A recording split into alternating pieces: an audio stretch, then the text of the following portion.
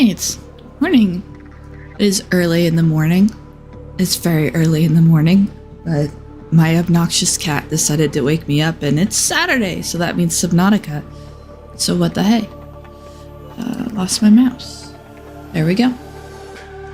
We're gonna continue on with the hardcore mode that I had started last time. I'm just gonna pick straight up off of that.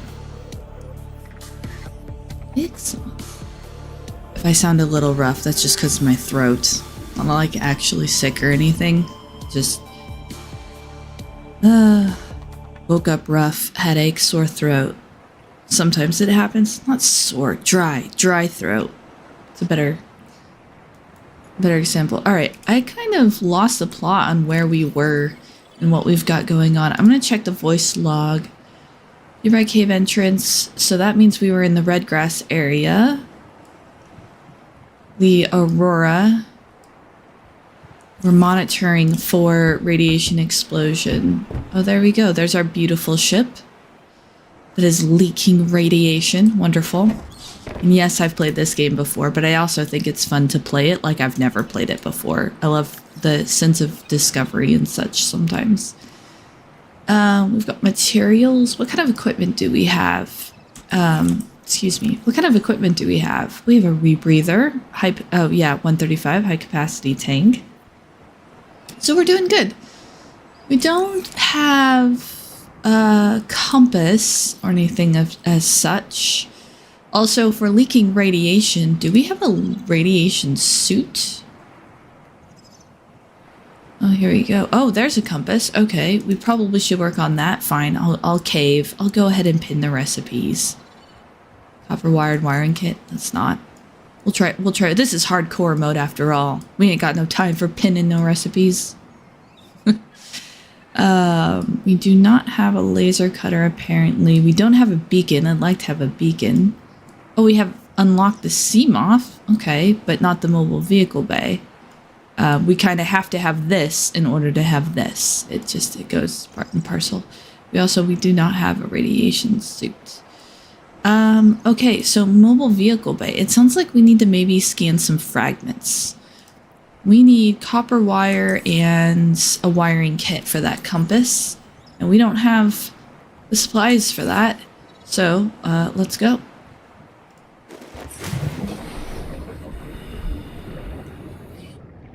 Bearing in mind that we are in hardcore mode, so if we die, that is it. That is the end. We're basically going to see how far we can get. Also, I don't get any warnings if my oxygen is low, so if I die due to drowning, everyone can laugh at me because it's just sheer negligence at that point. Let's see. I hope everyone will be having a fantastic New Year's. We are going to be heading over to some family.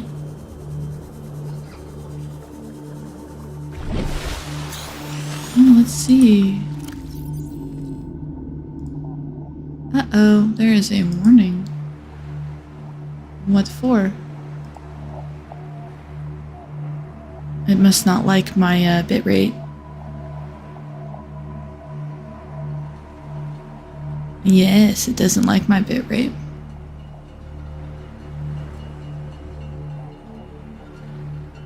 Okay. Such a shame. Let's see if we can fix that, shall we?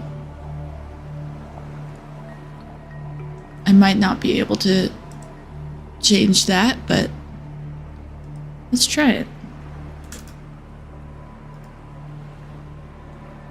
Okay, there we go. Warning solved.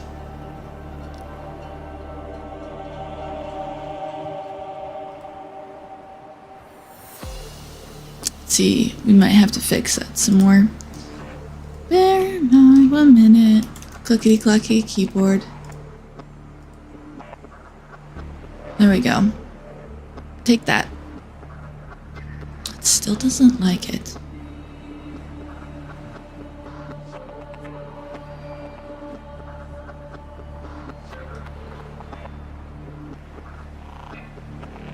Yes, I see that.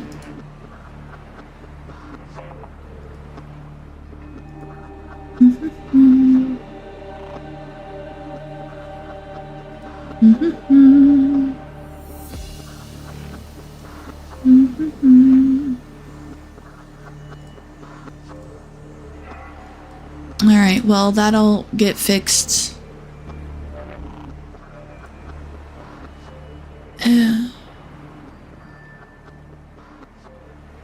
It just doesn't like that the bitrate is a little low, which it shouldn't be dropping.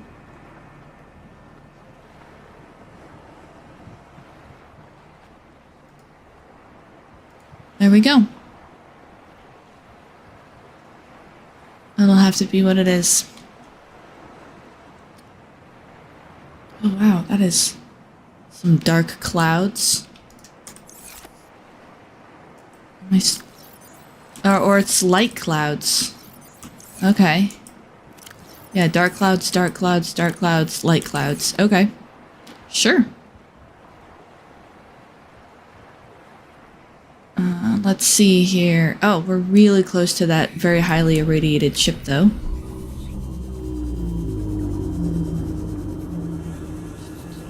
Alright, we need silver. And silver means... Yeah, sure, now it's fine. That's gold. Silver means these sandstone blocks. These... Oh, there's silver. Cool, we'll take it. Also, there's fragments down here. Fragments might be good. We'll just, like, yoink some titanium while we're down here.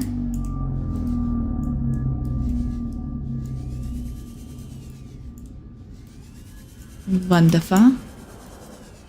Let's see. Any sandstone. Looks like I could take a scan of that floater if I wanted. Doobie doobie doo. Doop. Sandstone. Sandstone. But yeah, I hope everybody's going to be having a good holiday. Again, we're going to be heading out and hanging out with some family. And then that means by the time of next Saturday, I'll be able to actually continue on some of the video projects that I currently have cooking. Ah, sandstone. Come here, sandstone. Come here. Oh, it's not scanned yet? Do tell. Sandstone outcrops. Sandstone outcrops can get us lead, silver, and gold source. So what I mean when I say that, what I mentioned last time, where a big part of the game, if you've never played the game before and you're truly doing it solo, that databank stuff is kind of your bread and butter because it's going to tell you everything you need to know. So it tells us where to get these ingredients, because if you hadn't accidentally gotten lead from it before, then you wouldn't know. Like, you could read that and go, oh, that's where I get lead now. Same titanium and copper that you can salvage wreckage, and then there's also various things with light form. I don't think these... Oh, here we go. Exploitable and computer chip fabrication. So now this tells you that table coral is used in making computer chips. So now you know. So we're just gonna explore around like a little bit more because I want to see if we can get more than just the minimum amount. Like, I don't like going out on a hunting trip for a particular resource and then coming back with just barely enough. Also, see if we can get some copper here too. Oh, ouch. Radiation, ouch. Ouchie. Don't go that way. Well, there's a tiger. Congratulations, survivor. You have exceeded your weekly exercise quotient by 500%. Data indicates that swimming was your favorite activity. Oh, thanks. Be sure to vary your routine for uniform muscle development. I don't know. If I understand it correctly, swimming kind of hits all the muscle groups. Ow. Thanks, tiger. It's pretty, I can't think of any muscles that you're kind of not using when you're swimming. I mean, you're putting your entire body through something of resistance. But I suppose that the computer probably makes a point. Okay. Still would want to switch it up now and then. And with the magic of the Sea Glide, I don't even have to do that much swimming. Hey! Still need to figure how I'm gonna get close to the ship. I still need radiation. Radiation. Or radiation protection. I don't need radiation. If I wanted radiation, I could just go in that direction. I need radiation protection. What do y'all got over here? Hey! What? Hello, life pod. Did we know about you already, life pod? What's this? Ma'am, I need you to stay calm. We're not in immediate danger. Where are the rescue teams? The Aurora didn't make it. So, where are the rescue teams? They're dead, ma'am. We have New rendezvous blueprint coordinates, acquired. but the routes are radiated. So, what are you going to do? I'm head of human resources, ma'am. This is not my expertise. But the PDA says if we can find some lead, we can make radiation suits. Out there! I am not setting foot outside this light pod Integrating without new the proper PDA protection. data. Don't worry. I'll go. What a, Integrating new PDA data. Needy little lady. She's probably panicking. Local radiation readings suggest the Aurora's drive core has reached critical state. Quantum detonation will occur within 2 hours. Okay, wow, that's a lot all at once. Alright. So what's the second follow-up log? Let's just listen to that on our way back to get the radio. What are you doing? You were gone so long. I thought you drowned. Put the flare down! I was going to try and attract someone's attention. That's not a distress flare! Stop waving it around like that! You'll catch the fuel line! Ah. Yes, that one bites pretty bad. That one sucks. Like, nothing bites more than when someone's being not too bright and causes damage to other people. It's kind of like if someone's driving drunk and they get in an accident and they walk away fine, but the innocent people were injured, or like, so stories like that are always really heartbreaking. Man, I'm just super positive this morning. Need more coffee. It's licensed for more coffee. Alright, let's check out this radio signal. Gosh, I love this game, though. Like, doesn't matter what day, what time. Pretty much always down for some Subnautica. I just don't get tired of it. Must be weird. Alright. Do tell, radio. This is Avery Quinn of Trading Ship Sunbeam. Aurora, do you read? Over. Nothing but vacuum. These Altera ships.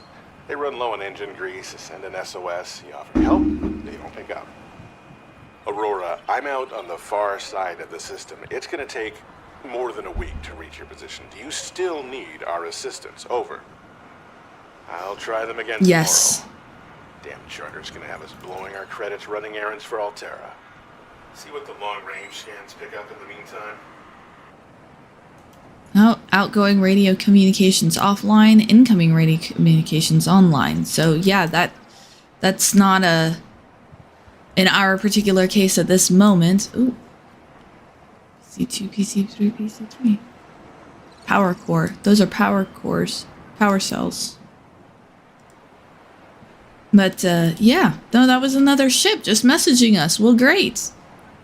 Of course, they don't believe that we're in trouble right now, but they'll figure that out, right? There's got to be some sort of, like, if they come check it out,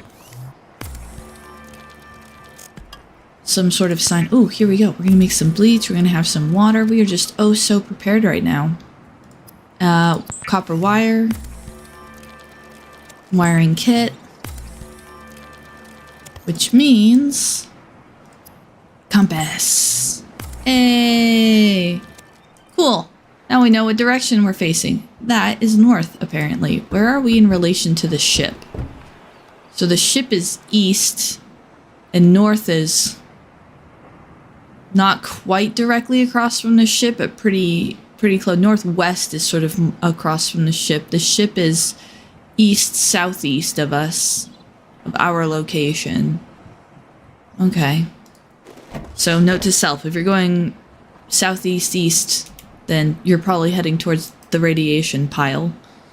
Although, according to our computer, it's going to blow up soon, so in 2 hours, as a matter of fact. Stock that. I'll stock a couple of this. I don't really need this much. I don't really need that much stuff. Oh, good, and we've got more bleach, too. We've also got some salt. Let's pick up some food. Whoop. Come here, come here. There we go. With salt, we can cure some food, and then we can have it prepped in the waiting. Heck yeah. Alright. Alright, thank you, Mr. Fabricator, sir. What are we next on the list? So, without direct objectives in front of us, without some sort of like, hey, check this out, hey, check this out, where it's kind of equipment-based. So, we don't have the ingredients for that, although we do need to get a mobile vehicle bay for Seamoth, because there's also those caves to explore. But just to have something to work on, we're going to work towards this habitat builder situation. And it probably wouldn't hurt to have some extra copper. It probably wouldn't hurt to have an extra battery. Ooh, camera. So, we are going to head back out to... Actually, let's go in a different direction this time. Is there like a... Is this mostly just the shallows area? Let's see, this is southwest. This is sort of behind the ship. Okay, let's see what we got now. We got ultra glide fins. Speaking of, what do ultra glide fins do? I'm gonna think of that.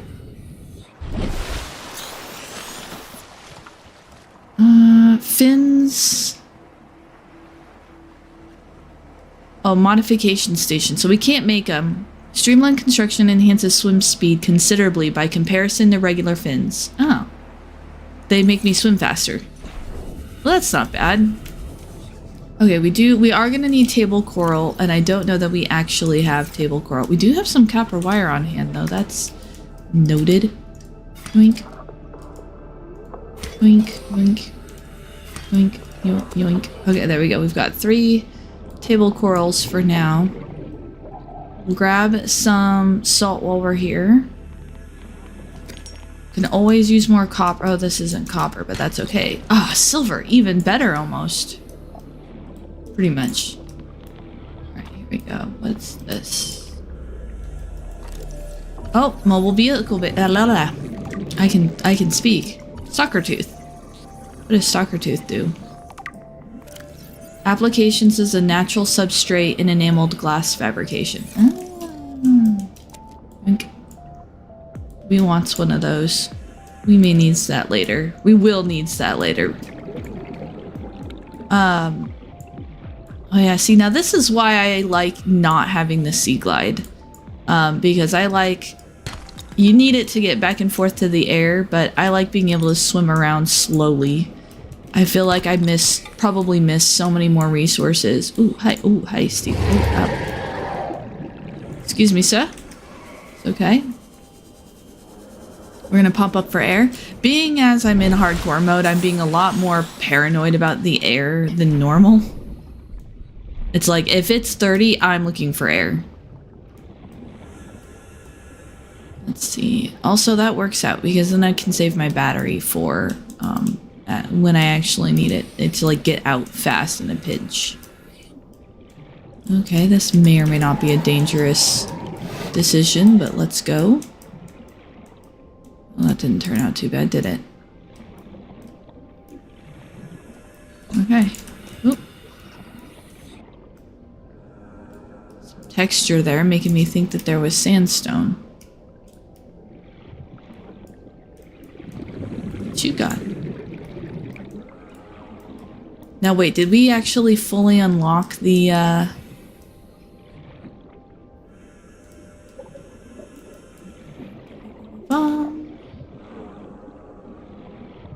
the mobile vehicle bay? Because that's kind of huge. Let's see, let's pop up here. Did we unlock it or do we still need to scan more fragments? No, we still need to scan one more fragment. 2 out of 3. Okay. Almost there. We're just gonna keep poking around this area because that's where we found the first one.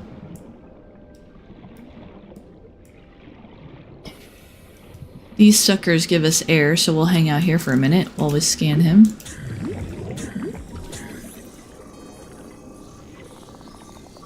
They're a good place to kind of sit and hang out. Yeah, that was our last thing of water. Man, we are going through food and water really fast. That's okay, we've got more salt.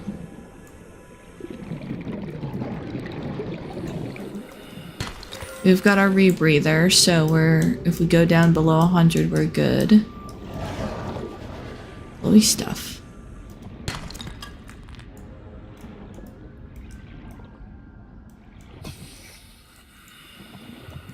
That's a little bit too far down. I want to be able to go down there and then like properly explore the whole biome, and I don't know that I can do that with just the limited air. Oh, shell chunk. Do tell. Lithium. Okay. Always a good time, lithium. Okay.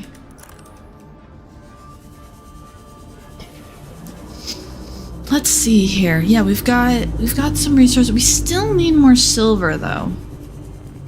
Maybe it might be time to haunt the big reapers. Wait, reapers? Why did I say reapers? I don't know. I can't speak this morning apparently. So I play Guild Wars 2. Well, I don't like play Guild Wars 2, but like it's the only MMO I kind of. Oh wow, really? We finally find silver. Ow. There it is. We finally find silver, and I can't pick it up. Well, you know, we have plenty of medkits. Let's just take a medkit and clear up some space. We don't need so much gold, too. I'll just drop some of that gold. We probably don't need that much lead. I have lead. Titanium's easy to come by. I can even go back down and pick that up if I want to. Oh.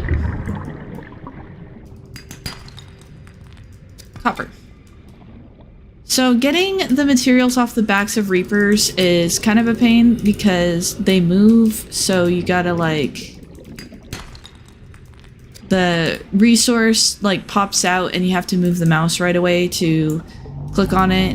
But at the same time, they're always guaranteed to drop what I call the second tier version of a resource. So for example, limestone can drop titanium or copper. Copper is by far the more valuable of the two due to its rarity. And titanium not only pops out more frequently, but you can salvage wreckage and scan fragments that you already have and various things like that to get it. So copper is the kind of more rare, more necessary, more kind of higher value item there. When you go to the back of a reaper, if you break a barnacle, you will get copper every single time. In the case of sandstone chunks, so that's limestone. Whoop. Emergency. A quantum detonation has occurred in the Aurora's drive core. The reactor will reach a supercritical state in T-minus 10, 9, 8, 7, 6. It's been 2 hours apparently. She's gonna... 3, 2.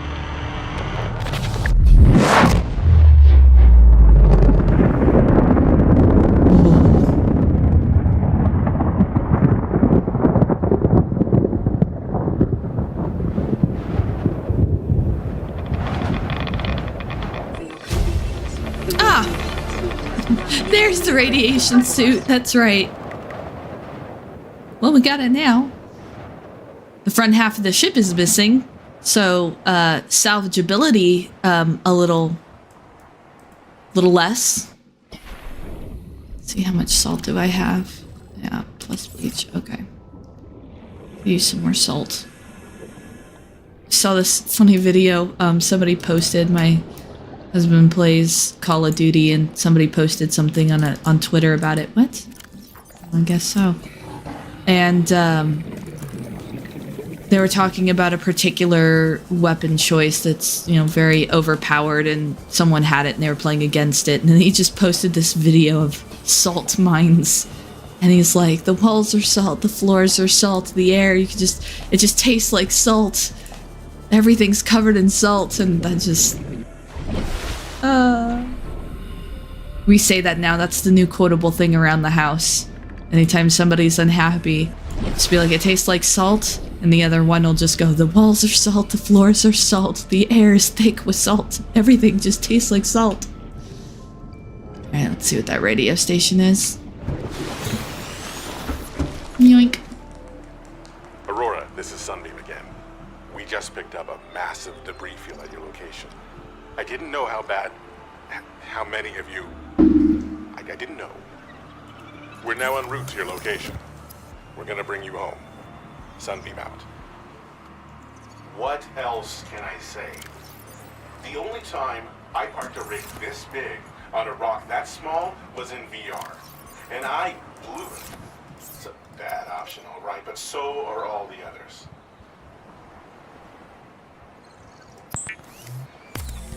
Alright, Sunbeam. Thanks for admitting that to us. New blueprint acquired.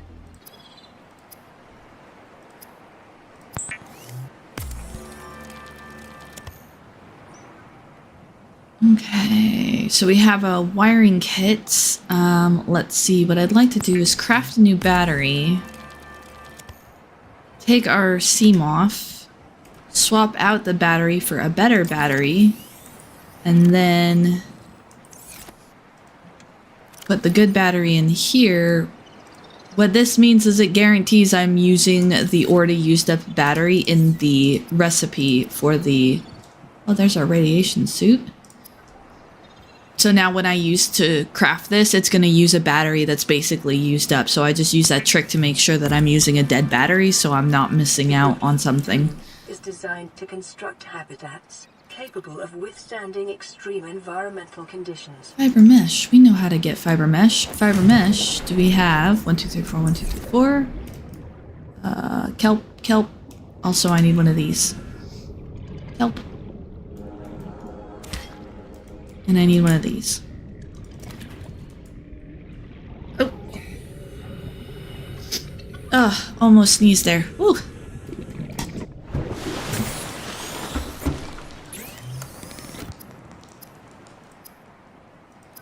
Grab some bleach. So we've got that at the ready. Now we've got 2 things of bleach at the ready. As quickly as we're going through food and water. Maybe this is like a hardcore mode thing. I don't know. It feels like we're going through water really fast. Coffee. I'm actually supposed to be getting back down to drinking tea again. Tea is really good for you. Let's take some water. Let's pop in a bleach. Let's actually take some water. Let us grab one more fish. Fish. Fish.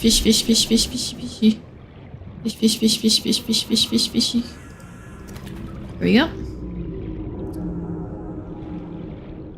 So we can't make those new fins without the modification station. But you know, sometimes it's good to go slow. Sometimes it's good to go slow and just enjoy the environment. I think that's one of the reasons why we're doing so well on resources.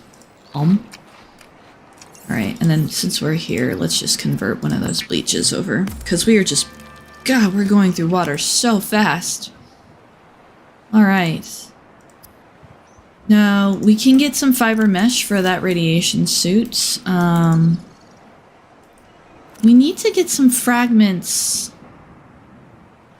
Oh, you know, we can start prepping this too. So, 2 glass, 2... Oh, again? Okay, that was quick. Alright. This is Pod 6. I have a passenger on board. Coordinates attached. We've landed a kilometer from the crash site, but there's radiation in between us and the rendezvous. Request immediate assistance. 6 out. Signal coordinates corrupted. Approximate transmission origin recorded to data bank.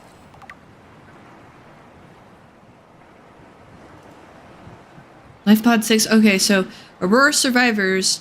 Life Pod 6 we already found. That was the lady with the flare who blew up the pod with the flare. But it looks like we were probably not supposed to find that right away. We were probably supposed to get the radio signal first. So then this tells us the attached coordinates were corrupted. Last available photographic data has been downloaded and analyzed. So they show you a picture so you get an idea of what you're looking for. And then sunk to about 100 down. Located in an area with red grass.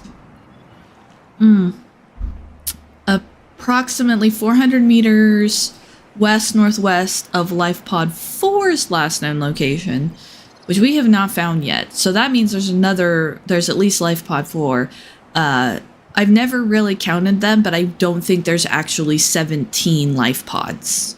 Like, there's not a 1, 2, 3, 4, 5. There's like 4, 6, 17, 12, and maybe one other one. Oh, and we have 5. So not all of them are accounted for, but we are... Yes, we are Life Pod 5. Oh, and it's nighttime. Okay. So, let's see. Well, I think we went south last time, so let's kind of go north this time. I'd like to head back to the kelp area to look for more mobile vehicle bay fragments. Hey, Boomerang. Hey, Gasopod. You just tell us all about it, Mr. Gasopod. Here we go. It's gonna be a little harder to see at night, but you know, we'll figure it out.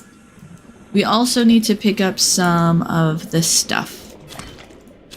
Okay, now we've got that for crafting.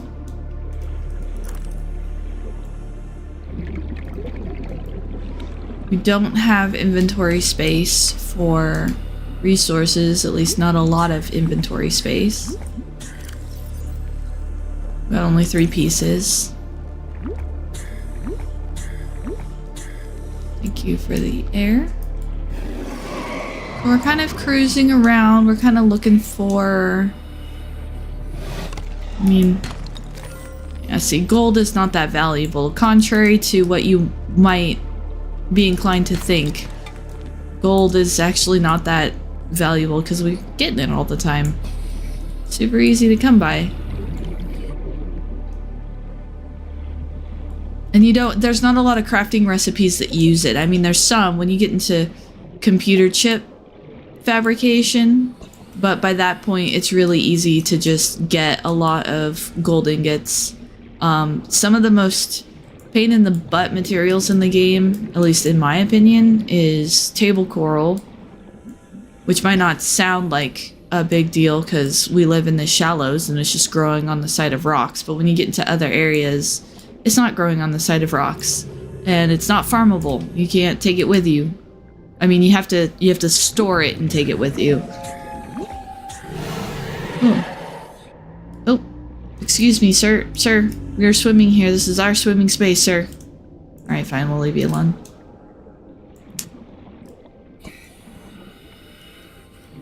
So if there was ever a part of the momentum of the game that ever slows down at all, it's this. It's the searching for fragments. I think in my other playthroughs, I was kind of lucky enough that I usually found all the fragments I needed while I was kind of out shopping for other things. So I never had to worry about it, but sometimes this might happen. Ooh. Aha! Jackpot.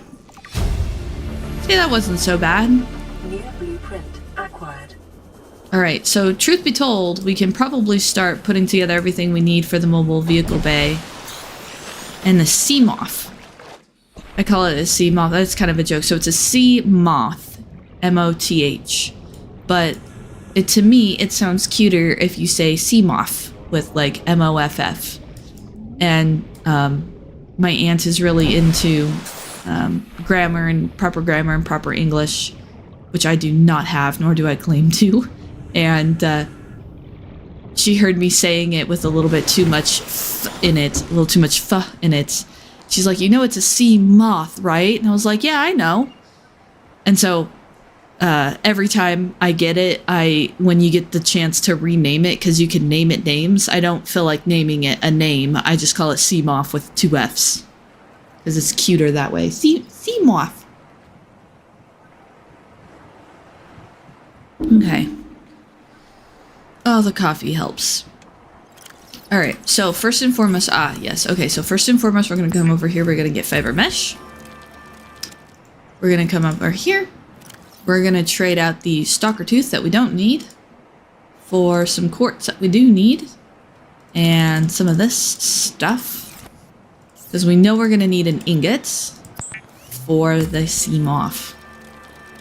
And that, some glass.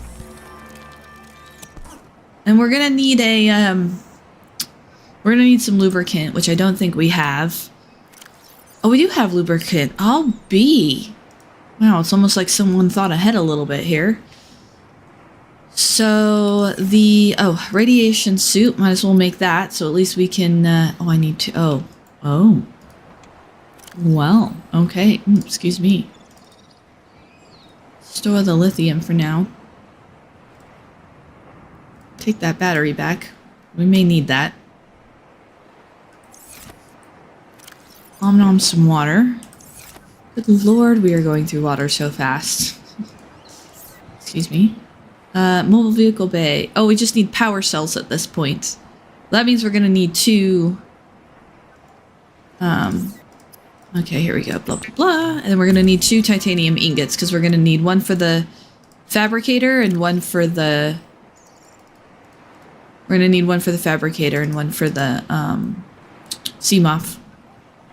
So 1, 2, 3, 4, 5, 6, 7, 8, 9, 10, 11. Yeah, so at least 1 metal salvage.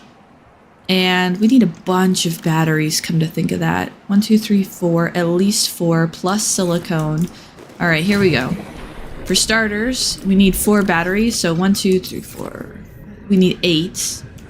2, 3, 4, 5, 6, 7, 8. Actually, we only need 1 power cell, don't we? Who cares? We'll have extra power cell, extra battery. That won't hurt. All right. Kelp? No, not kelp. Or are you just swimming around the ocean? Kelp? Kelp? Kelp.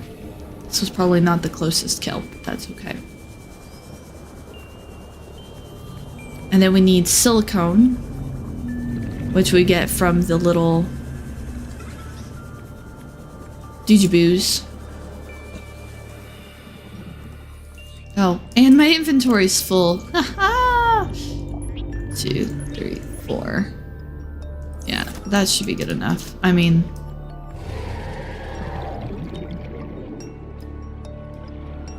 We need more titanium too, don't we? What in the world? Oh.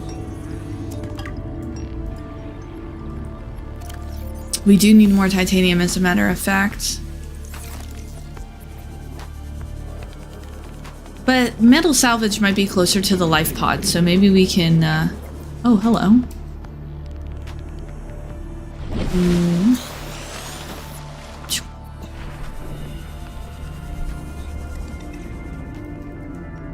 Oh, beacon! Beacon, beacon, beacon, beacon, beacon! Yes! New blueprint acquired. I love it. I love the beacon.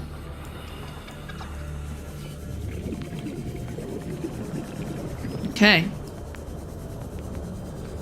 Boy, if we keep going at this rate, we're gonna end up doing base design today. I'm just here to have fun.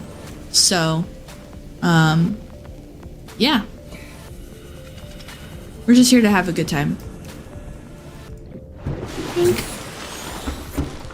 We're here to relax. We're here to chillax. Probably go to, let's see, what time did I start? Almost 5? Yeah, probably go to like 6 or 7. Probably closer to the 7 rather than the 6.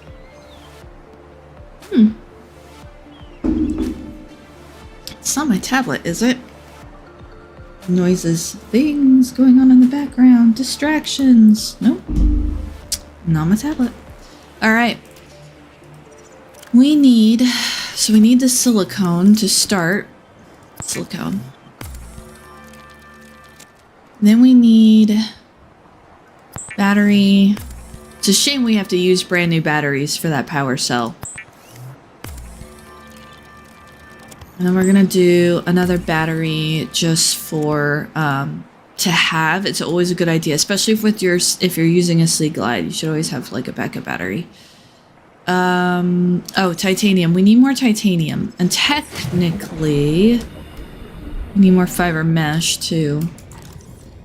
Now, if we scan, if we see fragment pieces that we've already discovered, like if we see now a beacon fragment, we can scan that and it will give us titanium. But probably the fastest way to get it is to just eyeball around for, my brain. Coffee. Metal salvage. Gosh, sometimes I swear my brain has like a loading screen. Like just every so often my brain just stops and it's like buffering. I wish I had like that suave female voice to buffering every time. Or if I could have like little loading circles in my eyes.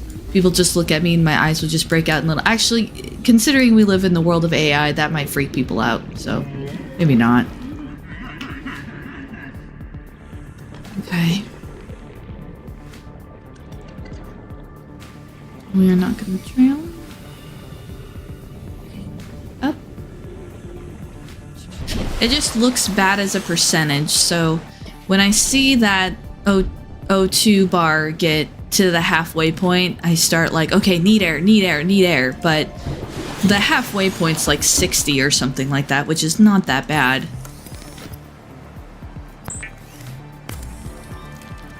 Okay, so here we go.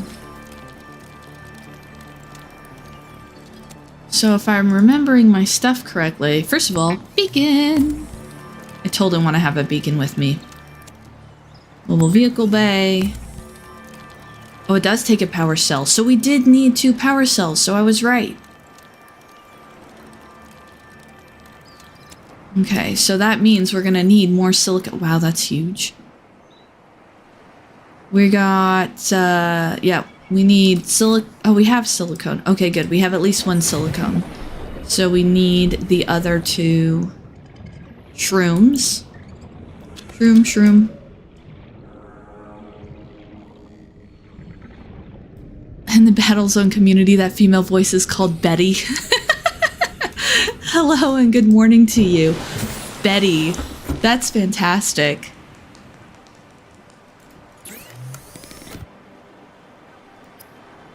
Good morning. How are you doing, sir?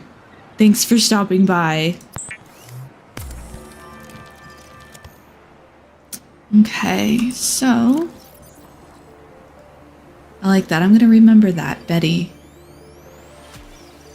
Power cell lubricant. Lubricant we have. Power cell we now have. Because I forgot that every seed cluster gives us 2 silicone. So now... I'm going to grab this. Oh, and I'm also going to hotkey this. I'll have to change my hotkeys at some point too. And we're going to find somewhere deep. Here's somewhere deep. And we're gonna release the mobile vehicle bay. Shunk! Oop.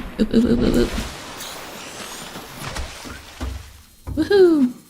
Alright. Vehicles. CMOF.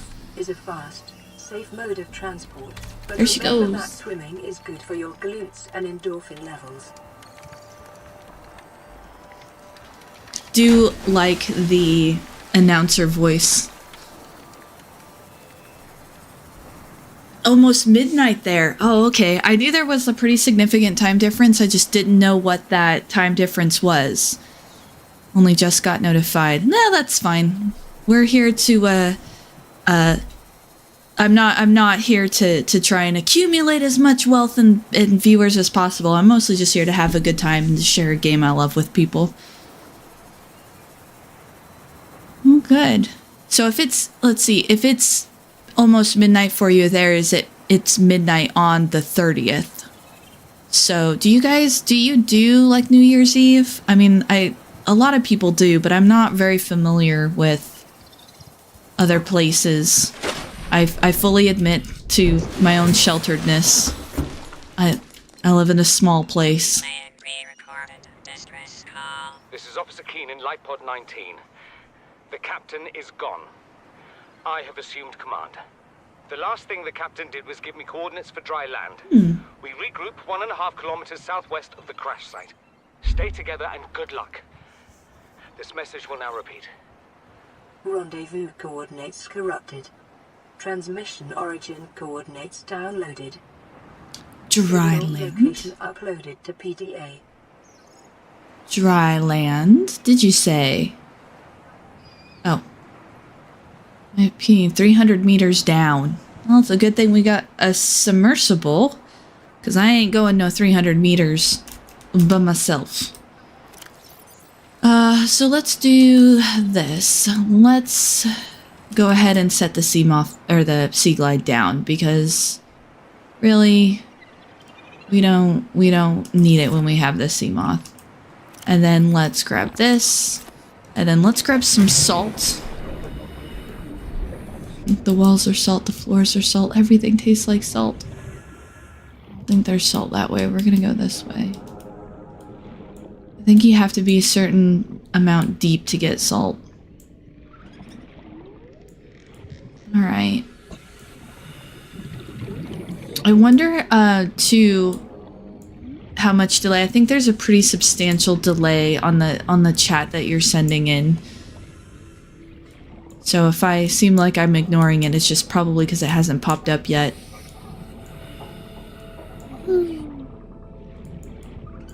I'll just blame my internet. I mean, we're supposed to have pretty good internet, but... Let's see here. Nope, empty. In fact, now that I think about it, I probably checked that very one before. Yep. No different than any other country. Okay. Other than the fact that you're Australia.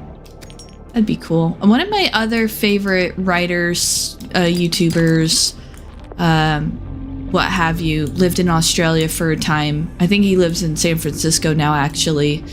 But that's Yahtzee Croshaw, as he is known.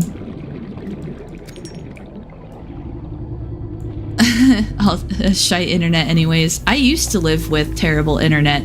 That's why the whole having good internet is so strange to me. We moved into this house about a year ago, little over a year ago. And when we moved here, he got some crazy fast 200, 500 something. That's crazy fast to me, because before that I had like 20. You know, you could barely do anything online. You know, Netflix was as good as it got. So for me, 200 is like ridiculous. Hello, cat. Welcome. You want to come up here, cat? No? Okay. Shoot. Ah, so you recognize the gremlin icon. Yep. Was it you in the Discord that when I first popped into the Discord, somebody recognized it, and I didn't pay enough attention to who it was, but somebody called me out. Yes, I actually read Mogworld, and my better half got We'll Save the Galaxy for Food and We'll Save the Galaxy for Cash, which I haven't read yet, but I plan to. So I love the Zero Punctuation series. I read the Extra Punctuation series for a while, and I also read his Mogworld book. So I am a fan of his humor, for sure. Okay, I lost track of what I was doing. Hold on. We have the Seamoth already. Oh, we're prepping. That's why I wanted... Okay, we're gonna turn this bleach into water. one-track mind and all that. Turn this bleach into water. We're gonna grab some fish. It's easier to hunt fish in the evening and night because they close their eyes. We're grabbing peepers. Ew. Peepers. It's a good thing I can fish in here because I sure as heck can't fish in real life. I've tried. Fishing is a big thing around here. Fishing, skiing, hunting, all of the outdoorsy stuff are real big around here, and I'm not an outdoorsy person.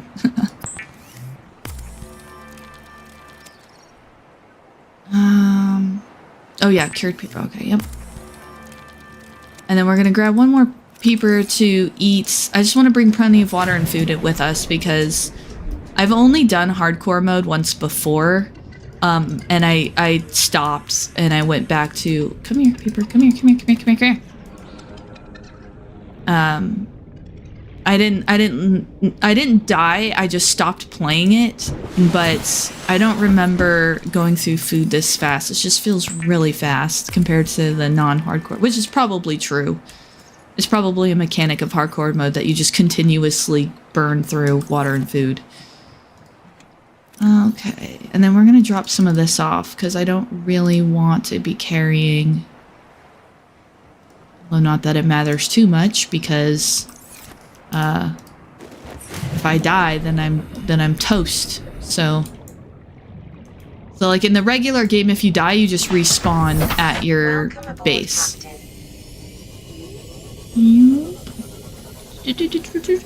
And then this is the great part. This is the part where we start, yep, hearing the thunks of dead fish. As I go to talk about the dead fish and immediately hit one. I think Womble did Soviet Womble is another YouTuber I'm fond of. He's probably most well known for the bullshitteries, but I also like watching his live streams too. And he did Subnautica one time because it's just a phenomenal game. Everyone should play this game. And the chat was saying that you could always figure out where he was in the ocean by the trail of dead fish just rising to the top.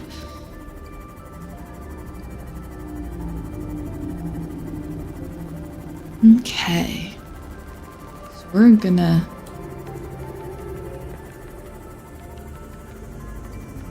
Ooh, lithium. And what pops into my head immediately is the Evanescence song. So 2000s, isn't it? I used to really love Evanescence. I kind of still do. I mean, don't get me wrong, Amy Lee has a wonderful voice. It's just, I don't know, something about that music just kind of makes me feel like it's not bad music. I just cringe a little bit, and maybe that's just because of how old I was when I was listening to it. That's kind of like Linkin Park too. Like, one of our warehouse guys likes to... Hull damage imminent. Yeah, let's not fry ourselves.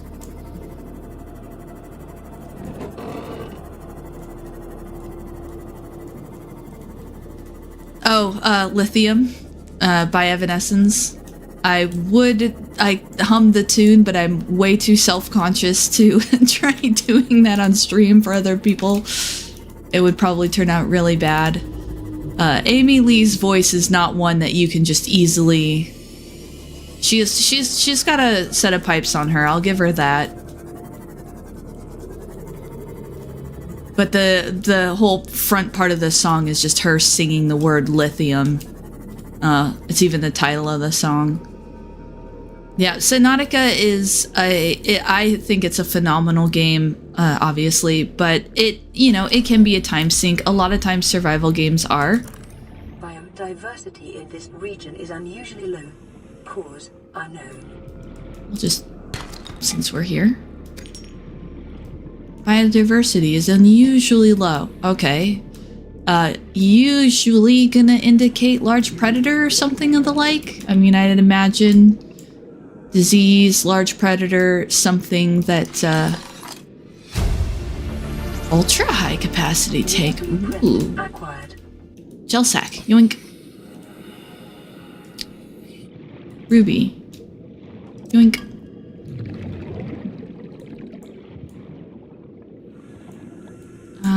Datapad? Keen, this is Aurora. Come in. This is Keen. Light pod detached to OK planet fall in 30 seconds. The computer has identified a landmass at the attached coordinates. I Integrating want you new to PDA regroup the data. crew there. Understood, but They are your responsibility now. Don't let them down. Captain, you need to evacuate. Negative. You'll need the ship in one piece if you're going to contact HQ on the long range. I'm attempting a controlled descent. Captain!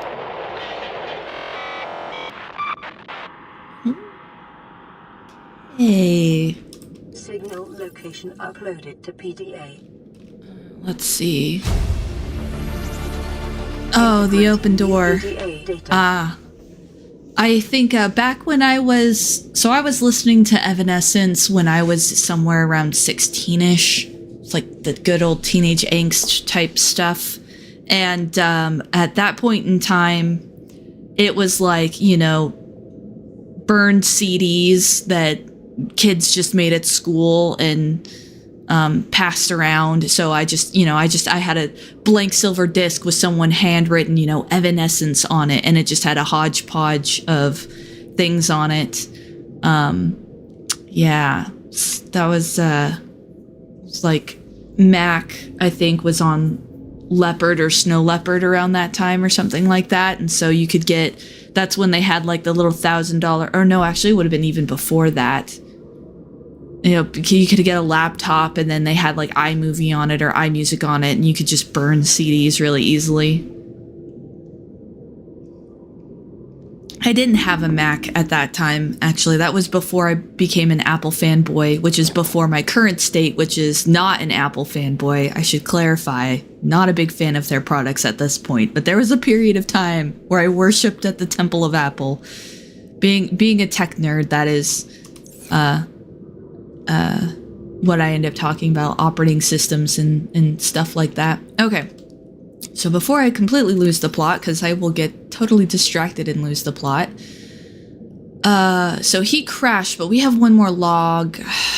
Crew log. If you're reading this, that's what we got. Come in. We got blueprints, so we didn't get another PDA from there? Was there another PDA in there? Where's the... Oh, rendezvous point. Okay. So I got the signal for the rendezvous point. But...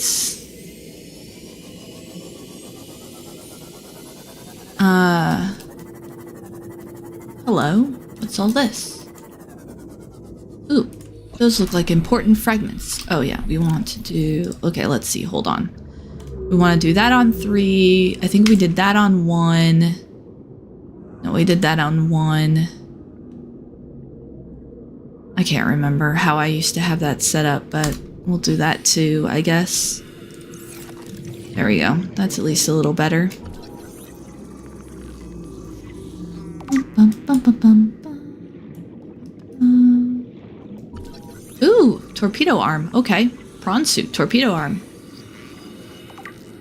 I actually never used the torpedo arm, nor torpedoes, but that's okay. It's still a useful fragment. Oh. I'm like pressing to go get air, and it's like that would not have worked. I would have been floating forever. I mean, I'm only 180 down, but it would have been a long drive to the surface. I need to pay attention to what I'm doing. I guess that's probably what makes the idea of the hardcore mode here so much fun, is because I'm distracted by paying attention to other things. So the likelihood of me potentially dying is actually a lot higher than it would be if I was just sitting here quietly by myself. Okay, so we got a moon pole fragment. And... Alright, let's move this seam off, because I'm real paranoid about dying. And drowning. That's probably another torpedo arm. Oh. Damage imminent.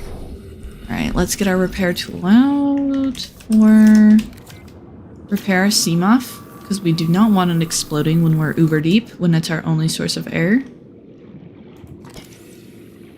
Yep, that's another torpedo arm. We'll leave the torpedo arm for now. Another moon pool. Moon pool's good. Actually, I think we already Nope, now we unlocked it. New blueprint acquired. Oh. Okay, good. That comment totally didn't distract me. I don't know what you're talking about. I'm not distracted. Not at all.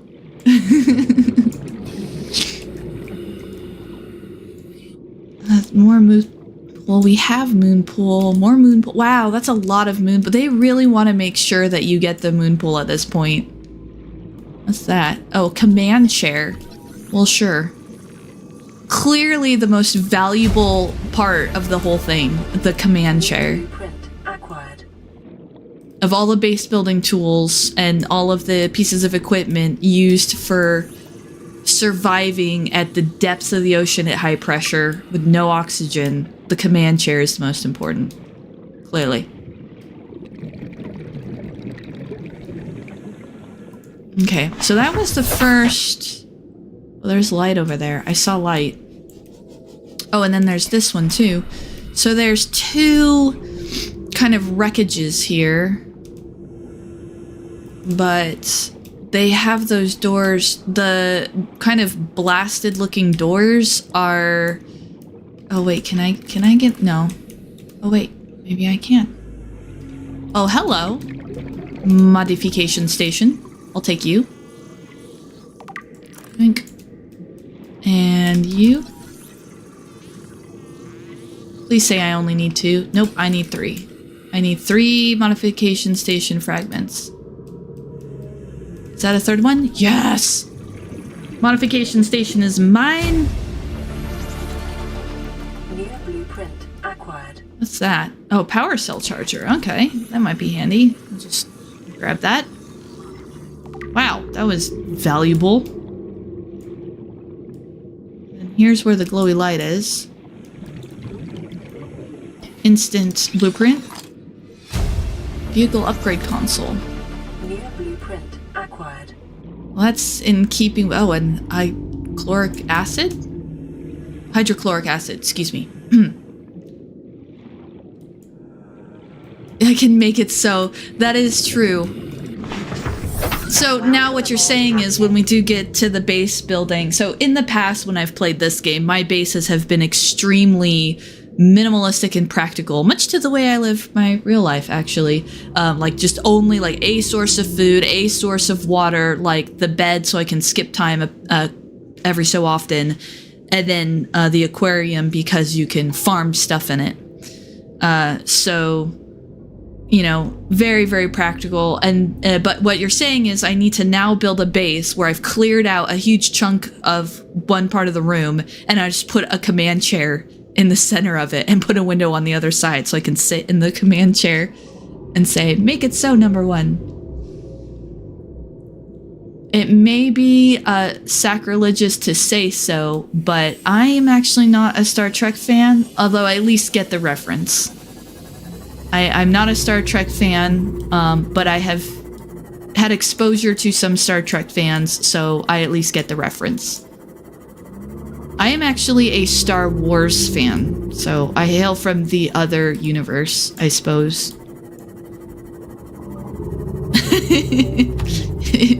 Well, I'll tell you what, when if and when we get there, if you're not in the chat when we get to that part of the base, I'll make sure to get you a clip if you're not here for it and send it to you so I can prove that we made the room with the command chair. We'll probably build an observatory, actually. That would be perfect. See if I can get into this wreckage. Alright. Wreckage. Wreckage is always good. Wreckage gives us things. Stuffs and things. Ah, so that's the door I was talking about. So that right there with that kind of blasted looking door, you need a laser cutter to get in there, which I don't have and have not unlocked. And ow, excuse you, sir. Thunk. Now I thought that there was actually a way in this one.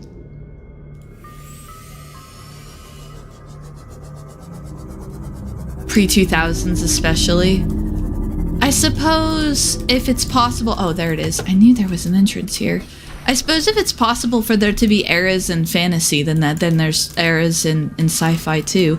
I think I mentioned once during one of the live streams, but I mean I'm a I do like Star Wars, and I've had minor exposure to other franchises, but I'm not truthfully really a sci-fi fan. At least I don't think I could consider myself one. I like it well enough. Ooh, is that a laser cutter? Yes. I like sci-fi well enough. I'm not against it. I mean, heck, the game that I'm playing could be considered a kind of sci-fi, but it's not my bread and butter go-to, that kind of stuff. And I think I find that, you know, just like in fantasy... Oh, mobile vehicle bay. Okay. Ooh, laser cutter. There's probably, you know, I bet you someone who's a fan of a certain generation of sci-fi. I wonder if there's like discourse that happens there. Like if there's like a new age sci-fi fan and then someone like you who's like pre-2000s, or then someone even older than that. I wonder if you got all three of those people in a room together, like fights would break out. Like I wonder if there's a lot of disagreements or a lot of differences, or if once a fan of sci-fi, always a fan of sci-fi. Kind of curious about that. Because I don't know, you know, in fantasy, you have Tolkien. You know, if you're a fan of kind of high fantasy, epic fantasy, the Tolkien is kind of the granddaddy, right, of fantasy. So even if you have someone who's a fan of newer fantasy and you have someone who's a fan of only older fantasy, both of them are probably gonna like Tolkien, right? Like, isn't that kind of thing? Because he's sort of the epicenter of it. I wonder if sci-fi has such a thing where even if you're not a fan of the new stuff, the person who is a fan of the new stuff would probably also appreciate the old stuff. Like, does sci-fi have like an epicenter like that? I mean, I've been told that it's Dune. I was told that Dune was kind of the first fantasy, or sci-fi. But I don't know. This is Sunbeam. You know Aurora. We're from a little transgov on the far side of Andromeda, and we have a saying there. There's no bad without the good, no good without the bad. Sounds like you tasted a bunch of the former, but that only means you're overdue a whole lot of the latter. Might just be we're in. We're scanning for somewhere to park. We'll be in touch when we find it. Sunbeam out. All right. They're scanning for... All right, well, they're coming in to get us, so the game's almost over. That was fun. Thanks for stopping by. But no, you know, that's interesting what you say about bad writers trying to tell a story, because I feel like I've seen critics talk about that a lot, particularly movie critics, and I'm always curious about how to put it. I lost my train of thought already. Wow, my brain just went like 8 different directions all at once. I'm sorry. Peeper. But I feel like the term of bad writing comes across as really subjective often. You know, I've heard, I'll see movie critics and they'll be like, something bad writers. But it's like, is it bad writing, or is it that you didn't like the writing? And I'm not trying to necessarily, I mean, I do think there is such thing as actually bad writing. It's just, I never hear anyone qualify that statement. And it seems to me that the concept of what is good and bad writing can fluctuate quite a bit based on the standards of who's making the comment. You know, I mean, I do think there are, you know, let's see, can I think of an example? I'm having a hard time thinking of an example, but we'll say for movies. So I happen to really like the Assassin's Creed movie that came out way back when, and I happen to like the Warcraft movie that came out back when, and most people don't. I think critics hated it. It scored really poorly on Rotten Tomatoes. I didn't ever hear anyone say it had bad writing, but I think you could just toss that into the pot of reasons why people didn't like it. And yet, I kind of really enjoyed both movies. I own both movies. I genuinely enjoyed them. I thought they were good movies. So I've definitely had that happen where I enjoy something and someone will say like, oh, it's poor writing. And I can't disagree. Like I could see why they would call it poor writing, but I still enjoyed it, you know? Oh, Isaac Asimov? It's closer to the center of sci-fi, but that's my opinion. I feel like I've heard that name before, but I couldn't say from what. That sounds really familiar though. Like the nethers of my brain are like peaked at that name. Okay. I promise I'm gonna get back to making progress though. 2 out of 3. Dang. We do not get all of the laser cutter. Okay, but we do have coordinates for dry land. So let's go check that out because what's his name from the ship said they were coming. So we've got water, we've got food. I probably shouldn't have eaten my cured peeper, but that's okay. Dry land. I'm gonna have to look that up though. Probably gonna have to ask Steve about it, to be honest. Because he'd probably know who you're talking about. Anyways, pardon the rampage about writing and opinions and stuff. I don't think that was a rampage, but yeah. We kind of wasn't really focused on the game there for a bit. Let's focus back on the game for a little bit. Until the next comment comes in that distracts me. Alright. Of which, thank you very much again for popping in. It's super, super nice to have someone to chat with. Definitely makes the stream more interesting for, at least for me, but yeah, I really appreciate it.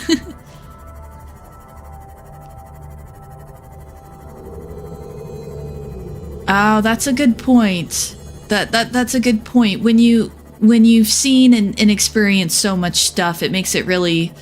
I bet you they probably have criteria that they set for themselves, now that you mention it. But when you're subject to a lot of stuff that shifts the scale around... there's a really good friend of mine who practices martial arts and has for many, many, many, many, many years. I think he's a black belt in ninjutsu, and he also has done Kempo. And he talks about how, and he's actually really good. Ooh. Giant island.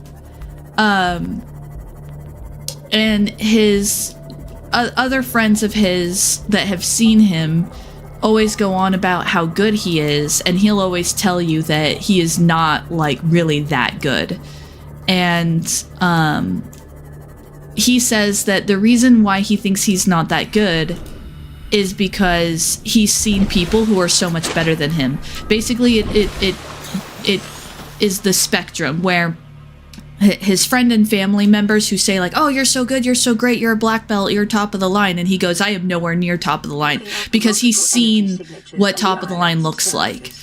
He's seen what true masters look like, so he can look at himself and say, oh, I'm not that good yet. So I imagine the more you get exposed to and the more you see, it's going to affect the spectrum of what is considered good. New PDA data. Okay, so we found dry lands.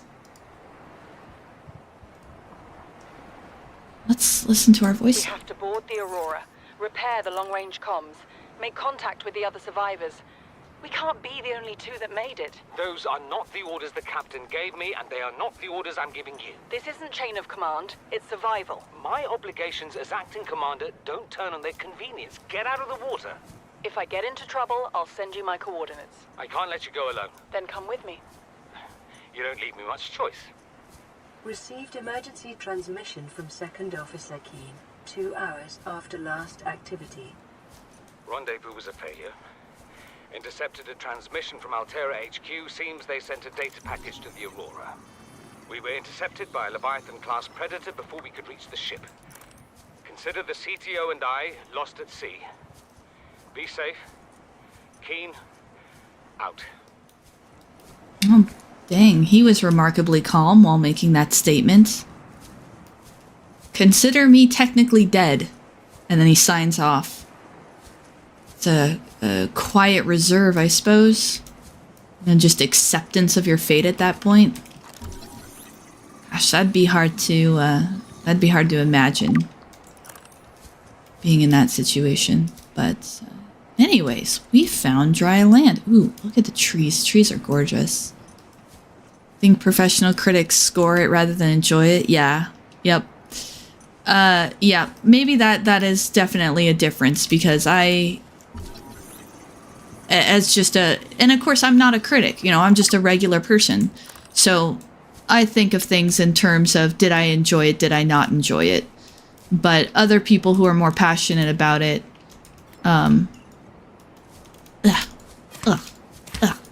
they're probably going to talk in terms of, you're thinking different metrics, basically. Whoops. All right, here we go. Okay. Let's see, there's a path down here. Oh, we can scan the Ming plant. Oh, that sunrise is just beautiful. Just pretty, along with the absurdly fast planet. Moon thing. Very big, very close, and very fast. Kind of awkwardly big and close and fast. That is also invisible because you can see clouds through it? Or no, duh. It's like behind the clouds, so you can see the clouds and you can see it in the background. Okay, I'm catching up with the program. Coffee's finally starting to kick in, maybe. Let's go down here. Oh. Aha.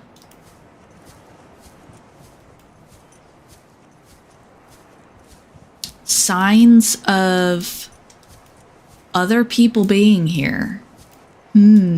Such mystery.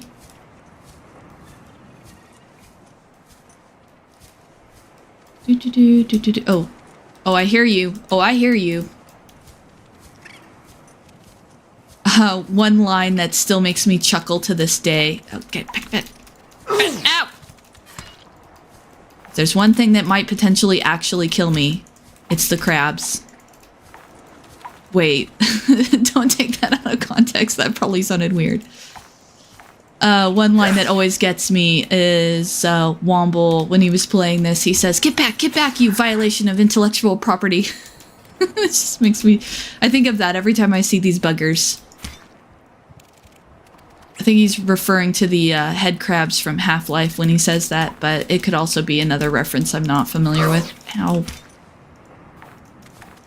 Gosh, the knife, just the lack of range. Ugh. Oh, gross. Oh, gross. Okay. Oh, there. Thanks for finally falling over. Cave crawler. Carrion. They are carrion eaters, but agile, territorial. Yep, carrion feeder. Necessary waste recycler, avoid or incapacitate. Well, we incapacitated these ones, because screw those guys.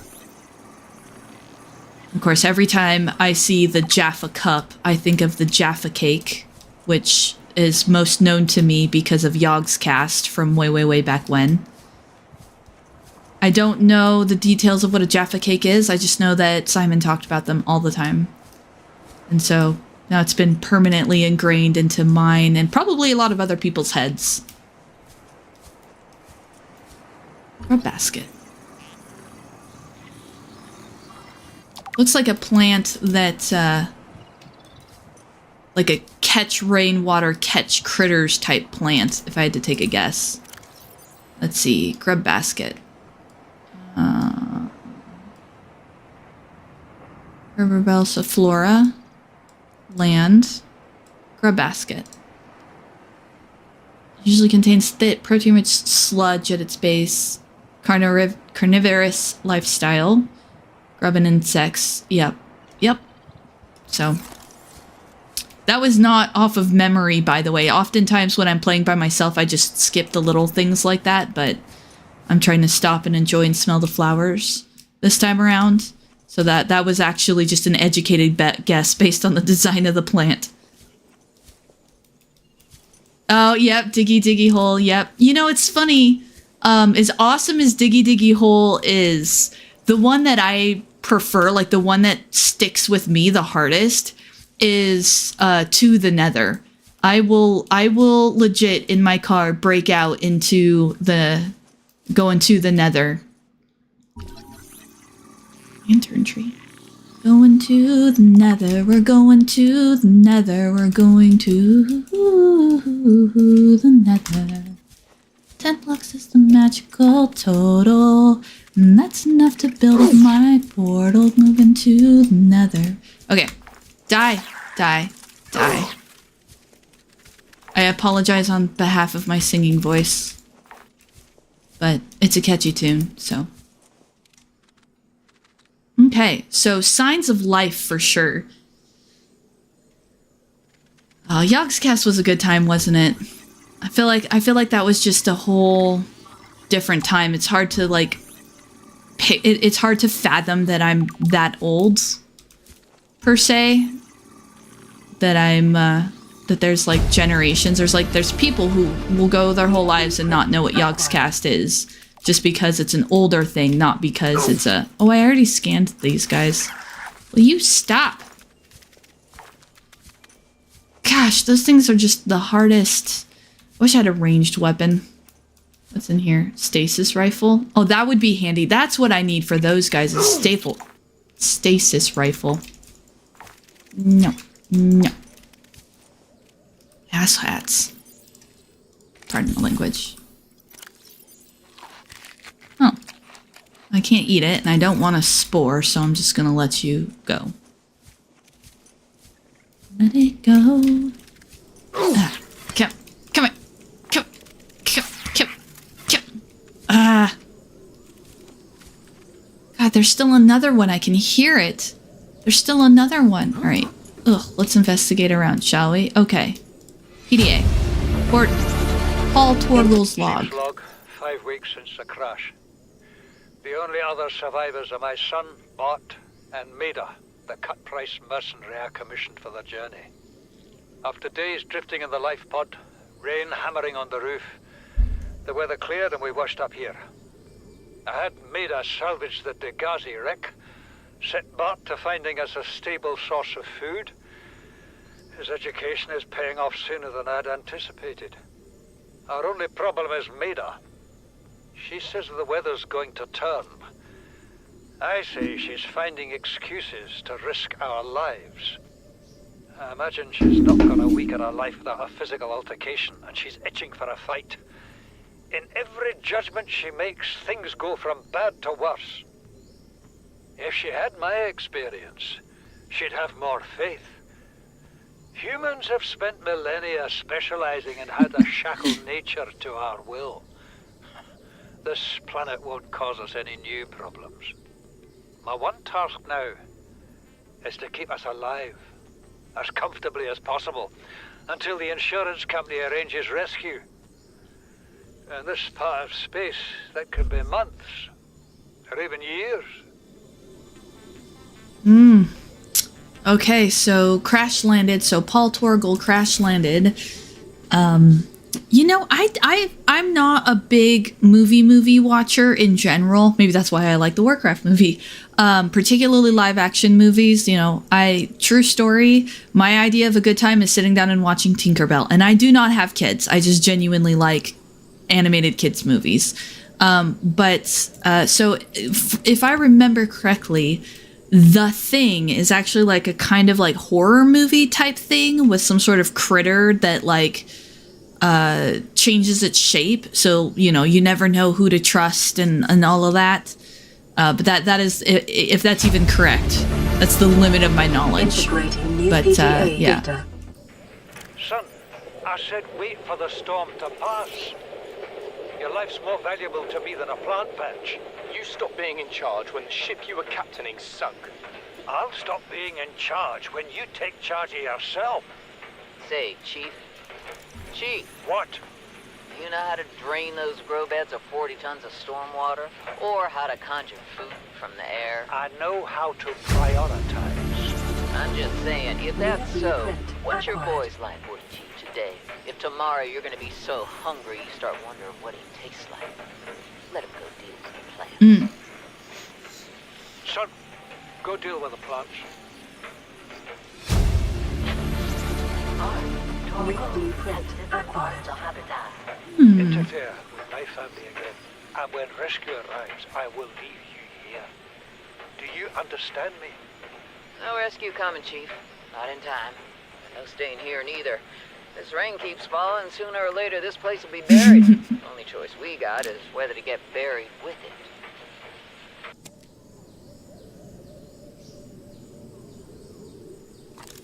Okay, so that explains all of this right here. So they were dealing with issues with storms, and that must have caused the landslide.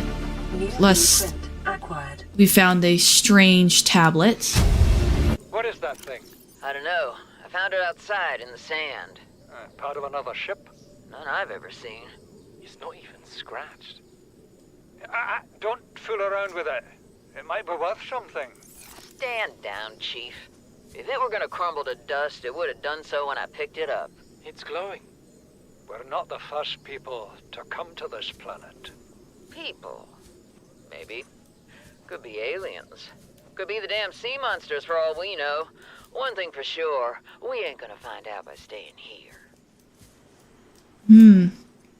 Okay, so there's two...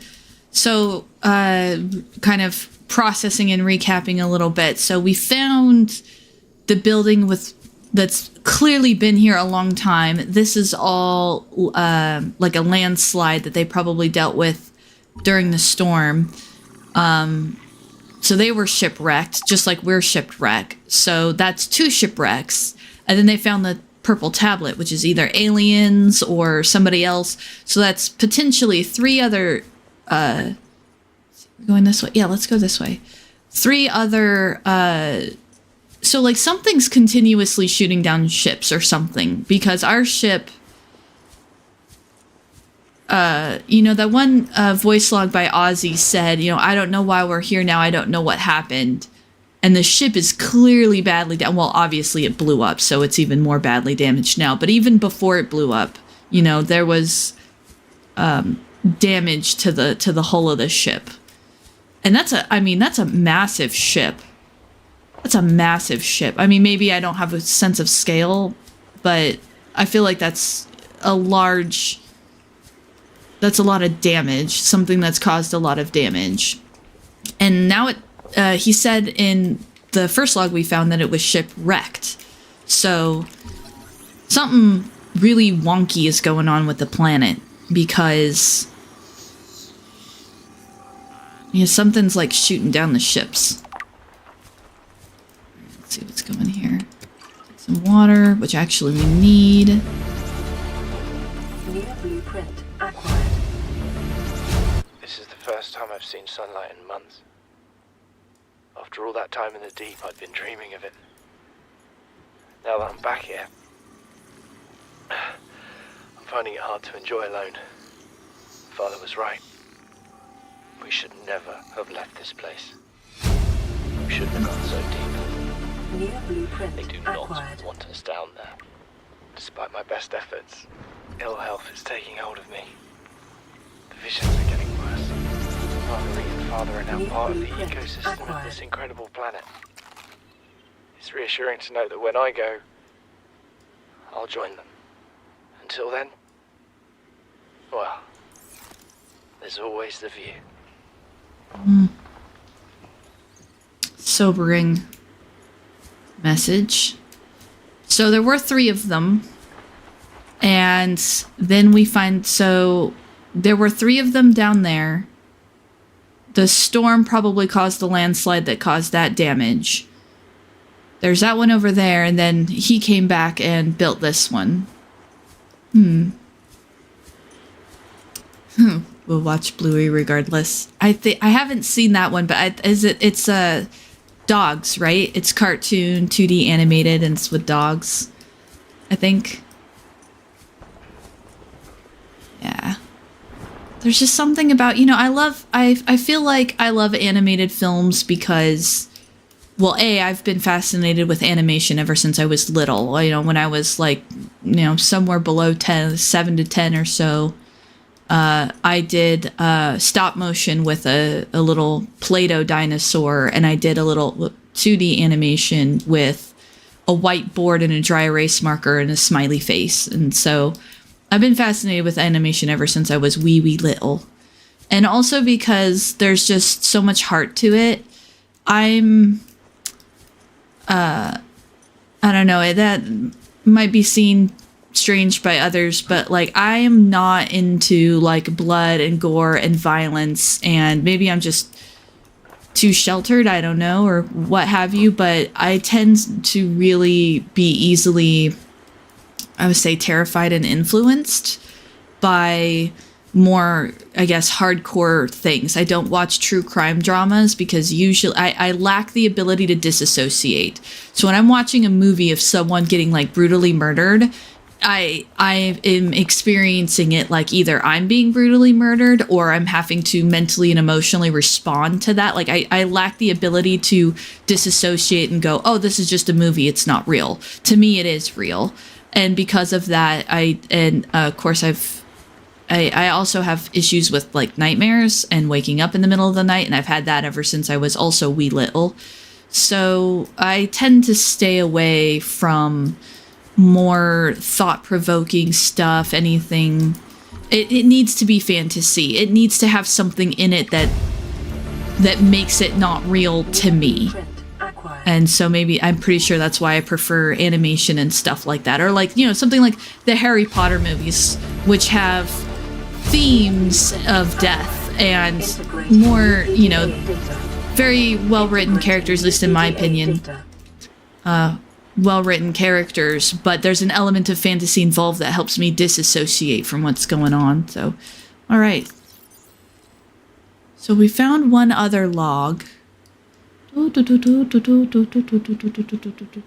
data, Aurora survivors, clues, Degassi survivors. Okay, here we go. The Degassi, that's the name of the ship.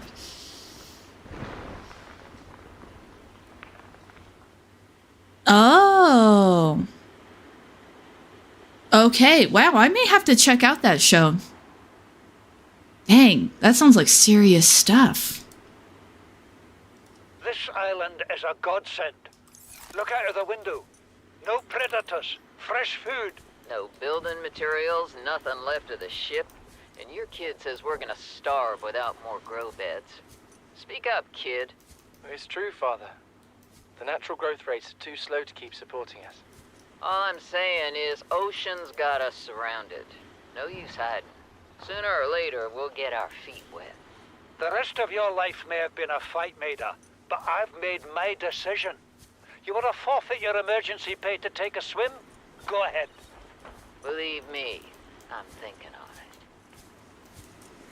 it. Kind of sounds to me like a classic example, where some, you know, like, I'm in charge, so do what I say, but they're making kind of poor decisions. Because I think she's got the right of it. You know, if you're in that situation... if you're in that kind of situation, you kind of got to go where the survival, you know... Like, it's an entirely ocean planet, so just for the sake of sustainability, you're looking at a diet of fish, right? I mean, unless there's, you know, some reason why they couldn't, but... Let's see, I wanted to get down... This is where okay, this is the... Flump. Flump. We're just gonna kind of... Oh, okay, good. That didn't hurt as much as I thought it would. Oof. Impact.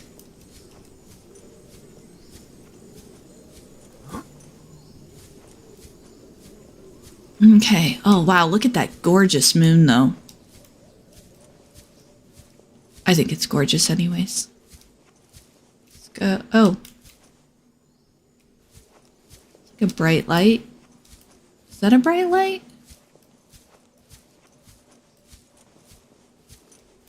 I mean, I know the trees put off light. Oh, yeah, that's a... Aha. Gotcha. Integrating new PDA data. You see, Chief? You brought us to this sodden planet. Told us we'd see a lush payday. Now what do we got some 6 weeks later? A dead crew, a habitat that's half buried, food washed away. I suppose the executive decisions would be better left to someone with your extensive experience of hitting people in the face. I know enough not to take unscheduled detours to uncharted planets. That's something you don't want to learn the hard way. Easy to judge a decision in hindsight. Harder to come up with a plan of your own. Got one already. We take what we can carry and hunker down in a cave somewhere. I scouted a site, a couple 100 meters deep, lots of metal deposits. How do you imagine we'd live? With ready access to building materials, like damn queens, a couple of water filters, a bioreactor, fresh fish. But Chief, we'll eat seaweed salad and drink our own urine if that's what it takes. All that matters is, do you got something better? Send the coordinates to my PDA. I'll review your proposal. So yeah, she kind of pointed that out of like, you know, there's fish down there, there's building materials down there. That's kind of the way to go. But the interesting part was Bart's log where he comes back. We know that Marguerite and Paul don't make it because he says that they're part of the ecosystem of the planet.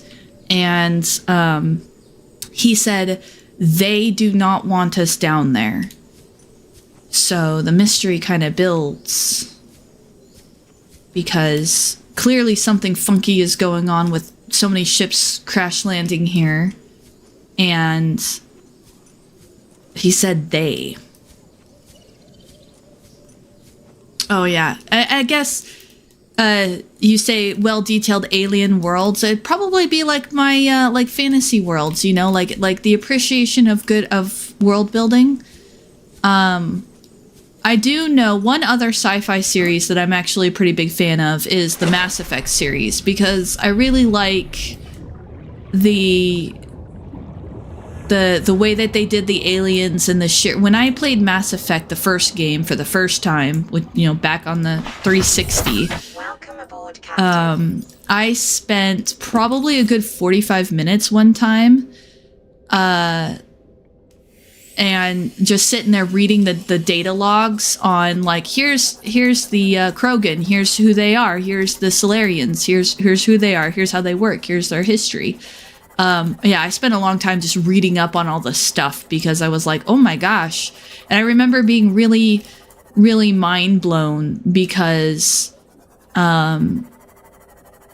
knowing that if I hadn't sat there and been reading those logs, I wouldn't have known about it. It's not part of the game, it's not in the game. They might tell you in conversation a handful of things, but the large majority of the quality of the world building in the Mass Effect world is like kind of optional. Like they put all this time and effort into these alien species, how they work, how the galaxy is arranged, and it's not even required material for the game. They just did that much world building in the background, and I feel like that's what helped. Same with the Dragon Age series, which I like even better because it's classic fantasy.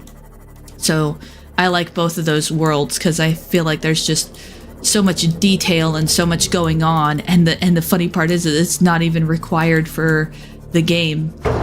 Oop. Ow, hey, shark.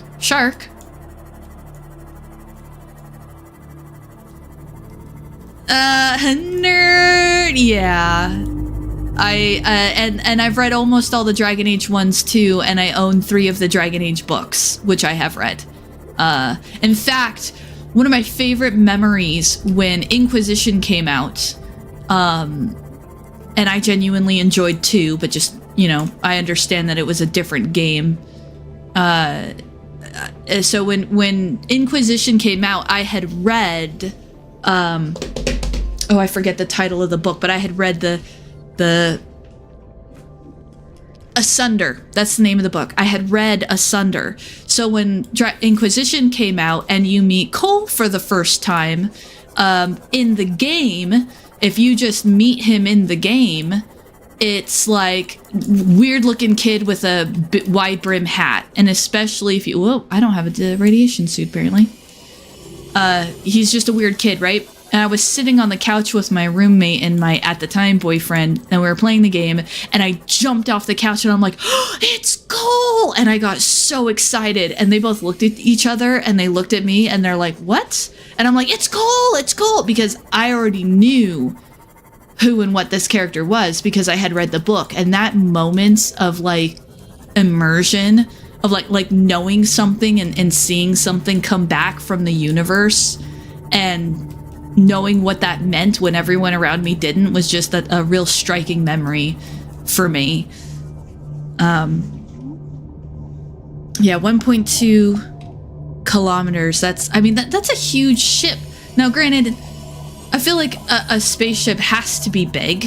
Like, you're fitting a bunch of people on there, so it's like cruise ships are big because they're. I mean, that's what they are. That's the nature of being a cruise ship. It happens to be big, but something powerful, in theory, had to. Yeah, like that's what it looks like after being blown up. So something has to be something did a fair amount of damage to it even before it blew up. Watch the Dawn of the Seeker anime to learn about Cassandra's backstory and more about the Seekers. Yeah, I hadn't seen. Is Dawn of the Seeker the one that's the movie? Yeah, I have seen the movie, which I thought was really good, actually. Particularly the end credits song. I love me a good end credits song. The I can't pronounce it, but it's like DAS space MALF something. But the end credits song for Mass Effect 1 is still one of my favorites of all time. Like, I just hear it and I just kind of go quiet. It's one of those songs where as soon as it comes on, it just, the whole energy changes and becomes really, I don't know, but it's a really good song. I like that song.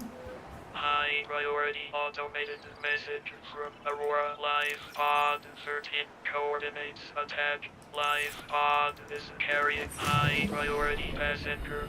Yoki Kasa. I said Kasa. Why do I have to record this anyway? Send immediate burial detail. Oh, well. Location uploaded to PDA. We're just getting more expedient. Now it's not voice logs of people that we need to go rescue. Now they're just straight up telling you that people are dead. Like, the game is past the point of pretenses now. Alright, let's see. Is this enough food cooked? Yeah, I'm gonna go ahead, just because I have the extra food, I'm gonna go ahead and cook the whole fish.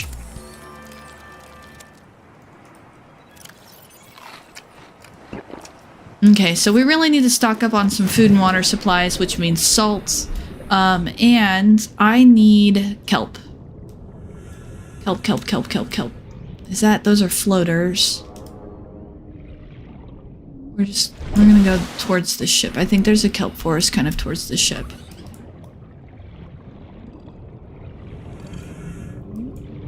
I do not know that particular Robotech Macross. I don't know that one. I'm gonna have to look it up now, though. Oh, salt. Okay, here we go. We're after salt.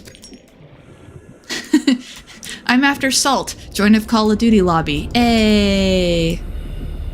It's okay. I could make that joke. League players and Call of Duty players get so salty. If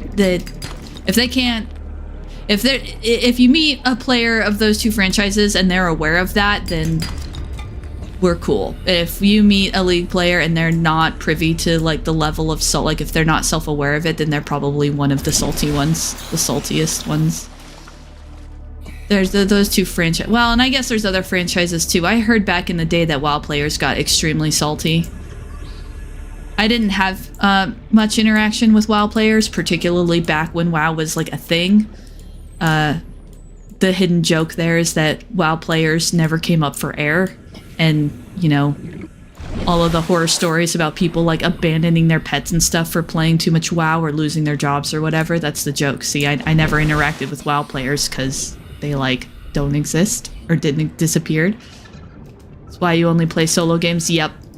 The only multiplayer game that I can play with, I mean, I've tried a number of them. Of course, big Elder Scrolls fan, so I tried ESO when it came out, and then again when Tamriel Unlimited launched. And 1 or 2 times in between, I tried Star Wars: The Old Republic, because I know 2 people who are big, long-time players of that game, and I like Star Wars.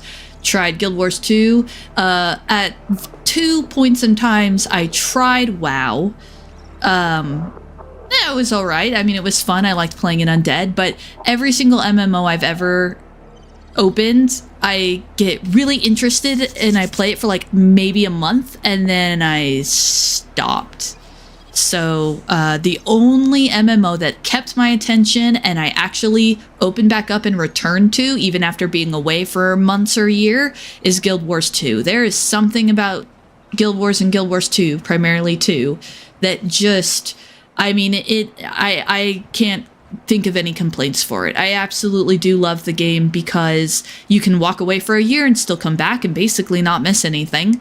It caters to solo people like me. There's so much stuff to do that, like, you don't have to do raids, you don't have to party with people, but if you want to raid and party in PvE, they have all of that and then some too, but you're not missing out on anything. You buy it once, you own it forever. The in-game shopping or the in-game store that they have is purely cosmetic, so you can spend as much money as you want decking out your character. A lot of people do it, and it's reasonably priced. It's not like ridiculously expensive. You know, buying skins for your mounts, but that's all they are, is skins. At the end of the day, if you want to play for, you know, without a subscription, you can. So, oh, good. Oh, I'm glad I'm not the only one who actually liked the Warcraft movie. I did. I know it's not technically lore accurate and this and that and the other thing, but I genuinely did like the Warcraft movie. I thought it was good. Okay. All right, so I went out to the kelp forest and I came back because I wasn't paying attention to what I was doing. Now I'm paying attention. I promise I'm paying attention this time. Sea moth.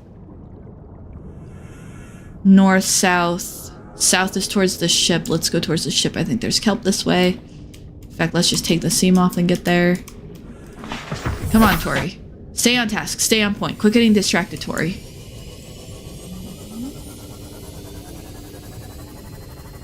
Focus. Focus.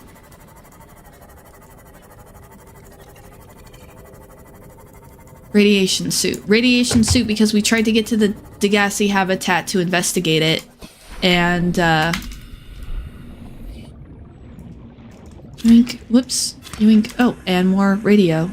Because we've also got another life pod we gotta go get. We got tasks now. Gosh, we are spiraling. Oh, yep, Warframe.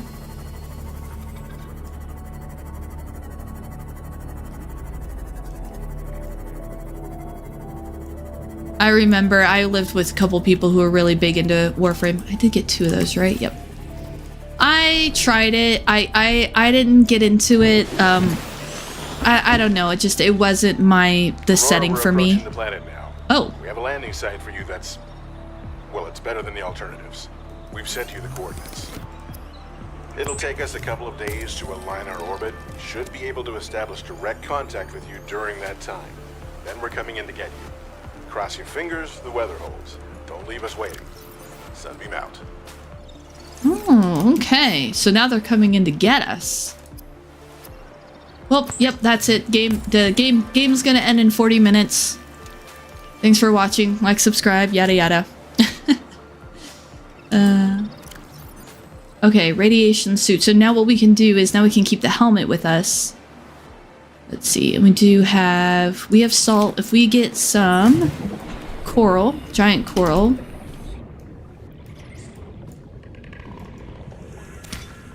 We can make some bleach.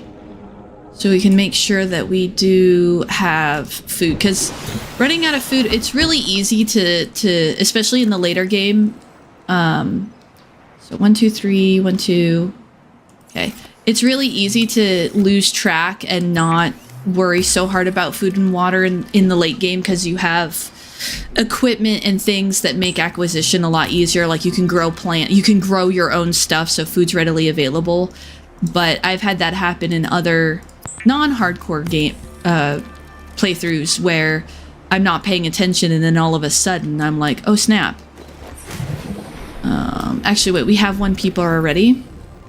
Release that boomerang. Yeah, because we've got 1 salt left, so... we're going to cure that last peeper. We just absolutely make sure we have plenty of food and water, and we have radiation. So now we can go investigate that Dagazi wreck. I see the lights. Where are the... Is it behind me? Where's it? There it is. It's under me. Okay. Oh, that's the high priority passenger. Yeah, let's go get the life pod. I mean, because we kind of know the pattern by this point. The life pods are gonna not have anything in them, except for maybe a little bit of wreckage. It's 175 meters down, so it's, you know, below crush depth. Seamoth crush depth is 200, so we can get to that pretty easily. Even though I've played the game before, I'm still trying to take the approach of going through and enjoying it. I like playing games as if I haven't played them before. You know, I like immersing myself, and hopefully, because I know you know of this game but don't have the time to play it. So hopefully, by hanging out here, maybe I'm on in the background and you're doing something else. But hopefully, by going through this, you can kind of get a sense of the story and the feel of the game.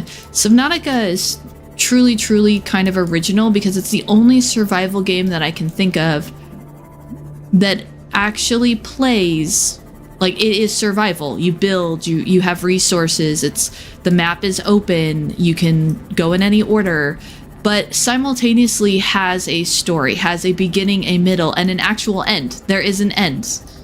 And it's the only game I know of that does that and so perfectly melds the two together, because open world survival and linear story is not something that you would think would go along with each other. But biomass in this area is dominated by plant life, picking up faint or terra vehicle signatures. well, the vehicle 100 meters. the vehicle Oxygen efficiency decreased. oh, decreased. Okay, yoink. There we go. Anyways, it blends them perfectly together. Live pod launch sequence initiated. Oh. Entering planetary atmosphere. My creators, the cherishers and sustainers of worlds, give me this day my daily pleasures as I give to those who seek pleasures from me. Aw, you're too kind. External temperature approaching critical levels. Show me the path. In life, truth, and love for mine is the power. I am the one. On and off and on again. Impact imminent. Life is a game which the universe plays with itself. I am done playing as this bundle of flesh. Return me.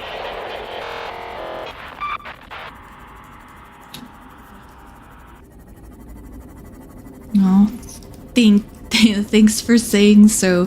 And I'm yes, immersion is all of my favorite games are either games that kind of like give me something to focus on, like I have to think a little bit but not too much, or games like this that are immersion. You know, my very first experience with Subnautica was kind of, you know, semi in the dark with headphones on, and the music and the sound design is really on point with this game.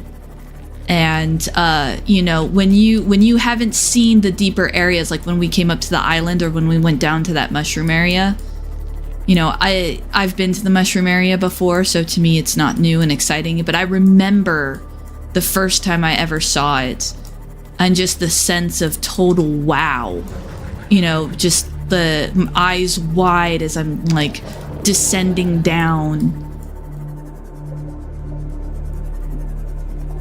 Yeah, blood for the blood god, yep. Which, you know, even though it's a single player game, you know, shout out to the characterization, because we've had some characters who have the quiet resignation of like, yep, you know, consider me and the captain lost at sea, you know, keen out, and that sort of dignified response, and then you've got the one we just heard where you know, because you can hear the noise in the background, like he knows he's toast, so all he's doing is his, I guess it would be like his equivalent of a prayer, where, you know, like embrace, almost like an embracing death. I picture it. Okay, let's see, straight down. There we go. Okay, straight down. Okay, there we go. All right, so now we're gonna swap to the radiation suit.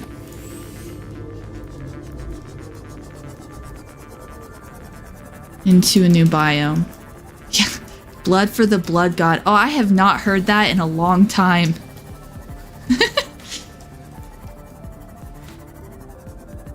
I have not heard that phrase in a long time.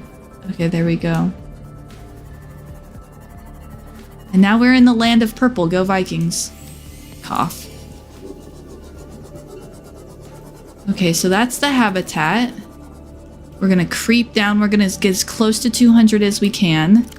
We're gonna lurp some water. And now we're gonna switch out for our rebreather. It looks like we're safe from radiation for the moment. There's gonna be a lot of stuff to scan in here.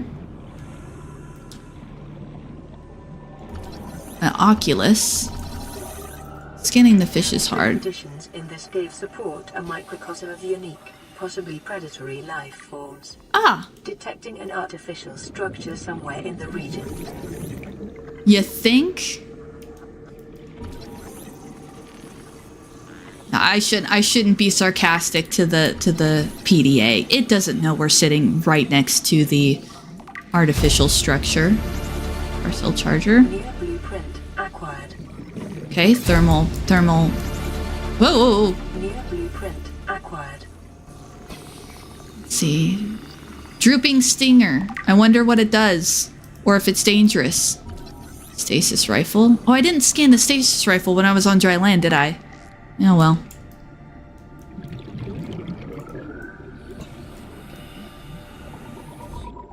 And this is why I wanted the sea moth before coming down here.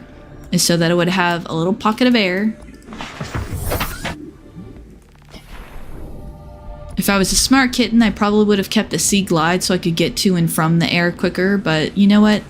Even if it takes multiple trips, we're gonna thoroughly explore these ruins. Power cell. Sure, that'll probably get us. Oh no, we already have the blueprint. Okay. I keep seeing like textures on the rocks and I keep thinking it's like shale outcrops and it's not. That is a gold. Yep, gold. Special equipment required to collect. So, so yeah, there's big ore veins like this and you get, oh wait, what's this down here? PDA? These conniving corporate bourgeois, inbred, incompetent, self-absorbed jerks don't have a damn clue. The kid's not so bad.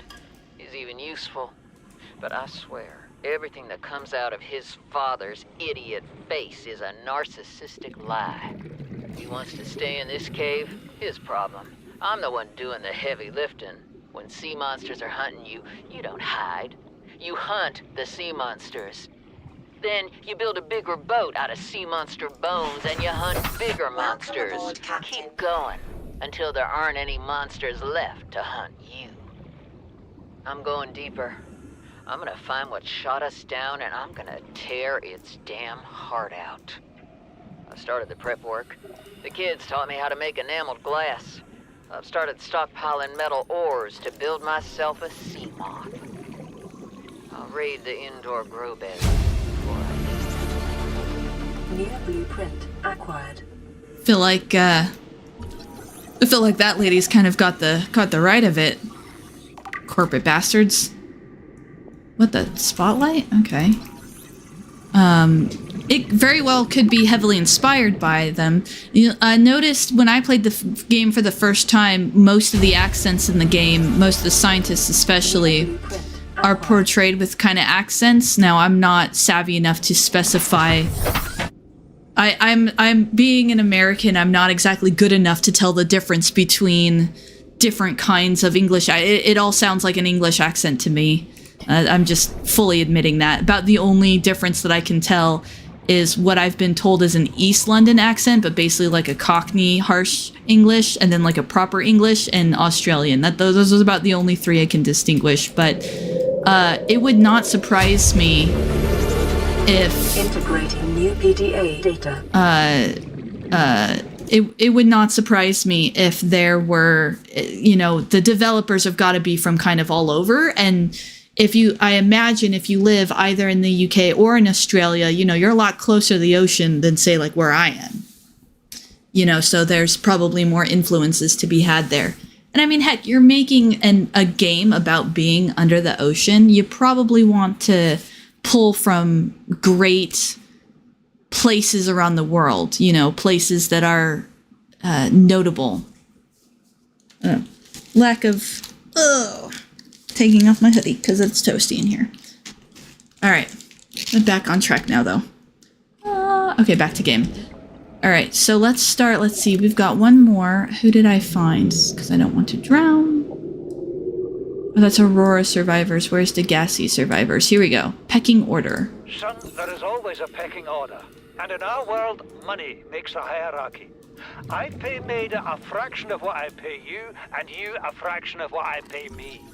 If money makes the hierarchy, why is Marguerite making the decisions? We need her. We let her think what she likes, so long as she does what she's told. What if she doesn't? For enough money, she will. Integrating new PDA. Integrate PDA data. Just gonna go out, collect all the PDAs and blueprints, and then come back and listen to them. Actually, I'm gonna run out the door for a quick bio break, and so I'm gonna plonk here, and I'm gonna play one of the other PDAs that we found, so that we can listen to that, and then I'll be right back.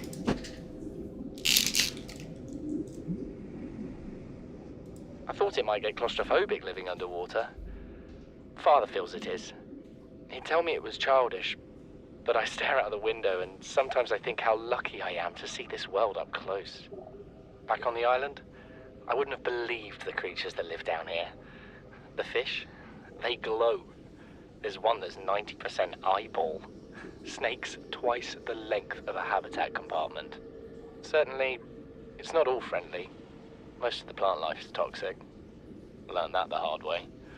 But I've managed to coax some marble melons into growing indoors. And when they don't cover our dietary needs, well, we eat the fish themselves. It's a bit gross, but it's nothing they wouldn't do. I've been attempting to document my findings. Father approves. He says understanding is power, that the more we know about this planet, the more we can use it to our advantage. I'm just doing it because it's fun. It's not easy without proper equipment and network access, but the old-fashioned way, observing, taking notes, testing theories, shows me the world in a way a spectroscopic analysis never could. Lately, I've been watching the crab snakes. They ambush their prey as it tries to feed on the mushrooms they hide in. What they don't eat settles on the seabed, which fertilizes the mushrooms, which feeds the herbivores, and so the chain continues. Co-evolution gives me the fuzzies. Alright, so we're gonna start this one. I'm gonna go get more coffee while we're listening to this one. You know what Maida told me today? She wants to build a habitat 500 meters below sea level, more than 1 kilometer northeast of here. And she needs Bart and I to do it. She's got it into her head that she can save us if she just acts recklessly enough. But I've hauled Star Wars to Neptune, Plasteel to the Federation. This family operates 9 different mining colonies across the Ariadne Arm. Maida thinks she's better suited to lead. Her contract still says otherwise. But I just cannot damn well tell whether it's the stupidest idea I ever heard, or my only hope. I turned 80 years old last week. I thought I had another 80 in me, but marooned on this planet, there's no swapping out of my liver when the old one fails. Here, I'm mortal. And Maida is useful. So, it's my responsibility to make a decision. Return to the island and hope whatever knocked the Degazi out of the sky won't do the same to the rescue ship. Or take us deeper in search of answers. And all the while be hoping old age gets me before the sea monsters do. I'll give Maida just one thing. She was right about these caves. There's enough lithium there to fabricate 100 tons of plasteel. Enough for a damn fleet of Cyclops submarines. There was nothing anyone could have done to avoid crashing here. But I was right to order the detour. If we get off this planet, they'll be talking about the Torgal share price on the other side of the Federation. There goes that corporateness again. Adjust. Awesome. That worked out well. Got more coffee. Got some bourbon. See, a lot of people get Northern England, South African, and Australian. England and Australian, I can sort of hear the difference when it's really blatant, but South African, that catches me by surprise. Of course, I fully admit to not knowing better, not being well versed in that, so I do not claim to be an expert by any stretch of the imagination. That's just it's just what it is in my case. All right, so we did not get quite everything though. There is more. Let's see. So we got the one down there. We got the one down there. We got, so far, not hit by the stingers. We got the water filtration and the one in the locker. Ugh. Gosh, navigating the stingers in here is not fun. Go up, up, up. There we go. Something incredible just happened. Since we're down here, I had this plan to build equipment and study the life forms we were encountering, but I didn't have enough enameled glass. So, I started looking for a natural substrate that would strengthen the glass we have, and those stalker teeth we've been finding fit the bill. Only, well, we needed more. That's when Marguerite got interested. She actually listened to me, more than I can say for father, and I worked up the courage to talk about my more sensitive theories. When I told her they were attracted to metal deposits, that their teeth get dislodged when they pick them up, her eyes narrowed and she dashed out of the room. 3 hours later, she came back, her pack loaded down with stalker teeth. I asked her about it. She shrugged and said my theories were good. Said she had the meeting out of the palm of her hand. I think she meant it literally. She is incredible. She went out to the kelp forest armed with just a heat blade and went fin to fin with a pack of stalkers. On the one hand, that is the coolest thing I have ever heard. On the other, well, I hope the stalkers didn't come off worse than Marguerite did. She had a huge gash on her forearm. I don't think things went as smoothly as she made out. What's the point in surviving here if we have to kill everything that makes it so wonderful? I wish I knew more about these animals, but Father won't let me leave the habitat. Maybe with all this glass, we could build a containment unit and get up close to them. Integrating new PDA data. Remember that materials you gather are the property of the All-Terra Corporation. You will be liable to reimburse the full market price. Your current bill stands at 3 million credits. Oh, goody. That does sound like corporate nonsense, doesn't it? Alright. Alright. Keep going for a little bit longer here. Oh, it's 7 already. Dang. Okay, we'll just go for a little bit longer. Unless I hear to the contrary, but I don't have anywhere to be for several hours, but I was not planning on streaming for too awful long. Oh, radiation detected. We're not going that way, I guess. Well, we'll just tank it a little bit, because if we take off our helmet now, we're gonna have... Ah! That sounds like a... Where's my sea moth? Crab snake. Crab snake! Oh, we'll be fine. We're not gonna drown. We'll be fine. We're not gonna drown.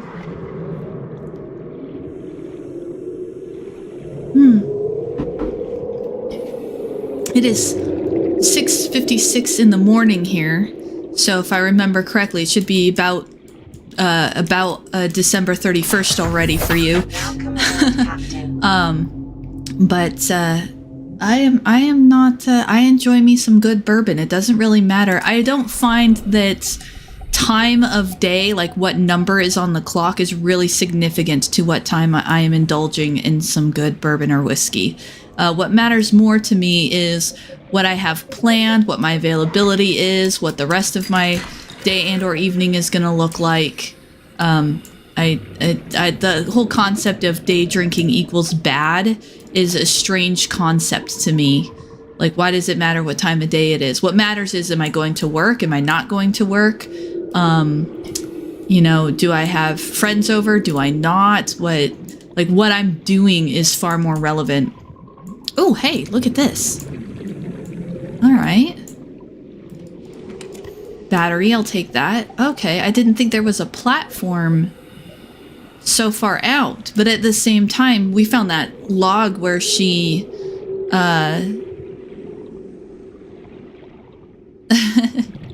when I said I would go now.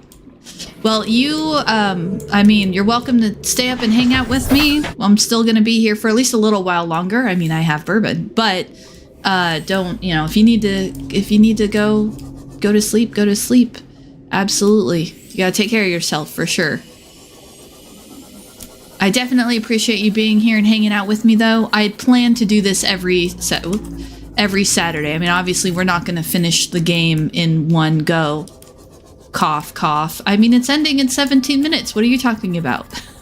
But no, I'll be. This is the new Saturday thing. So I do have other video plans in the works. It's just they're all edited. They're not. It's not a camera, me talking at a camera, or me doing this.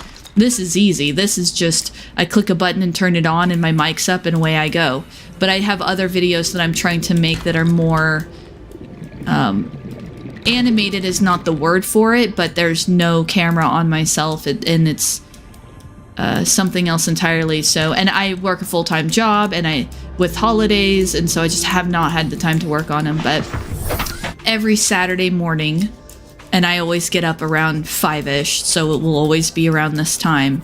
Every Saturday I'm going to be streaming Subnautica, and or when I'm finished with that game, I'll pick a different game. But it's just going to be Saturday morning stream type thing. So you're definitely welcome to join. It's going to just, the plan is to make it just a regular thing to where I sit and I relax to some of my favorite games and then just share that with people. So... Excuse me, Mr. Deadfish. So I think we're gonna go for a little bit longer. In fact, that the sunbeam coming to get us, I think that we're probably gonna get to the sunbeam picking us up, and then we'll kind of go from there. Oh, sea glide fragment. Okay, sea glide fragment. I do have a beacon.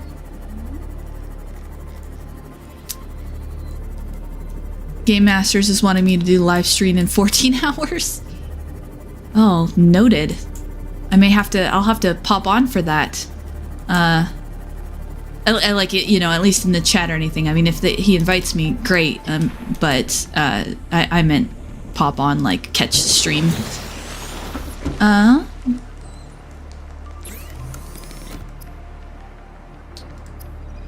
Definitely want to be catching that. I love hanging out with the Game Master. Of course, it was the live stream with Game Masters that got me started in the first place. That was the kick in the butt I needed to get everything. I mean, it was Bear who said it, but it was, you know, the invite to the stream and me just going, fuck it, and hitting the join button. All right, perfect. Yeah, we'll go until the sunbeam pops in. I mean, it doesn't sound like a lot, but that's 15 minutes real game time, and that you can do a lot in 15 minutes game time. So, all right, we're gonna go ahead and pop some food and water. Or excuse me, I have my thing open. So, and there's still radiation in the water, so we're still kind of. Oh yeah, we got a lot of. Oh, I've got bleach already though. So let's see, we've got diamonds. Rather store the diamonds. Oh, here we go. Here's some spare food. We'll take that spare food. That sea glide just takes up so much space, and we're not even using it. I'm going to, We should probably... I'm just gonna drop it out here. I mean... Actually, we'll grab it. Boop, pull out the battery, and then we'll drop it. That way we get to keep the battery at least. Okay. We can always come back and pick it up, I think, or craft a new one. I don't like having the extra inventory space taken up with it, and as soon as we can, we'll ditch the radiation suit too. Right?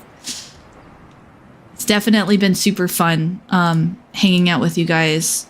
The being invited to pop on the stream was fantastic, and I am absolutely totally humbled by all the support too. Yeah, every time I pop into the chat and Bear's like, "Oh, hello, it's T and Tori. Hey, everybody, go sub to her channel." And the amount of subs I've gotten from that, and just I am so humbled. I don't feel like I deserve it, but I appreciate it. I am humbled and I appreciate it. Okay, I'm gonna stop gushing now. Let's see. So that's the 500. Okay, so that's 500 meters down. We're not going to be able to get there without... We are kind of at a point where we have to be serious about base building because we're running out of inventory space. There's upgrades that we need to continue that require, in fact, storage. We don't have a storage module. We can't build a storage module. Yeah, I think we're sort of at the point of the game where... See, and I have a beacon already. I already crafted one, so I have at least one on me. Okay. Now, I have a habitat builder, as a matter of fact. Let's see. Oops, 5. Okay. So, moon pool, observatory, large room, solar panel. I've got upgrade console. I've got water filtration. Modification station already. Cell charger. Not battery charger, though. Oh, and the ever important command chair. Well, now that's listed as the command chair, but the swivel chair. I mean, that looks pretty swanky, that swivel chair. We'll have to if you're here when we get to the putting in of the make it so chair, the command chair. If you're in chat at the time that we get to that, then I'll just get your opinion on which chair it should be. It should be the official command chair or the one that looks like a command chair. I feel like the swivel chair looks more like a command chair, but that's just me. So yeah, it's gonna take... Oh wow, plastisteel ingot? Dang. So in the original Subnautica, fun fact, but this large room and this multi-purpose dome and this large dome did not exist. Those are from Subnautica 2, which they later implemented into this one because I think people liked it.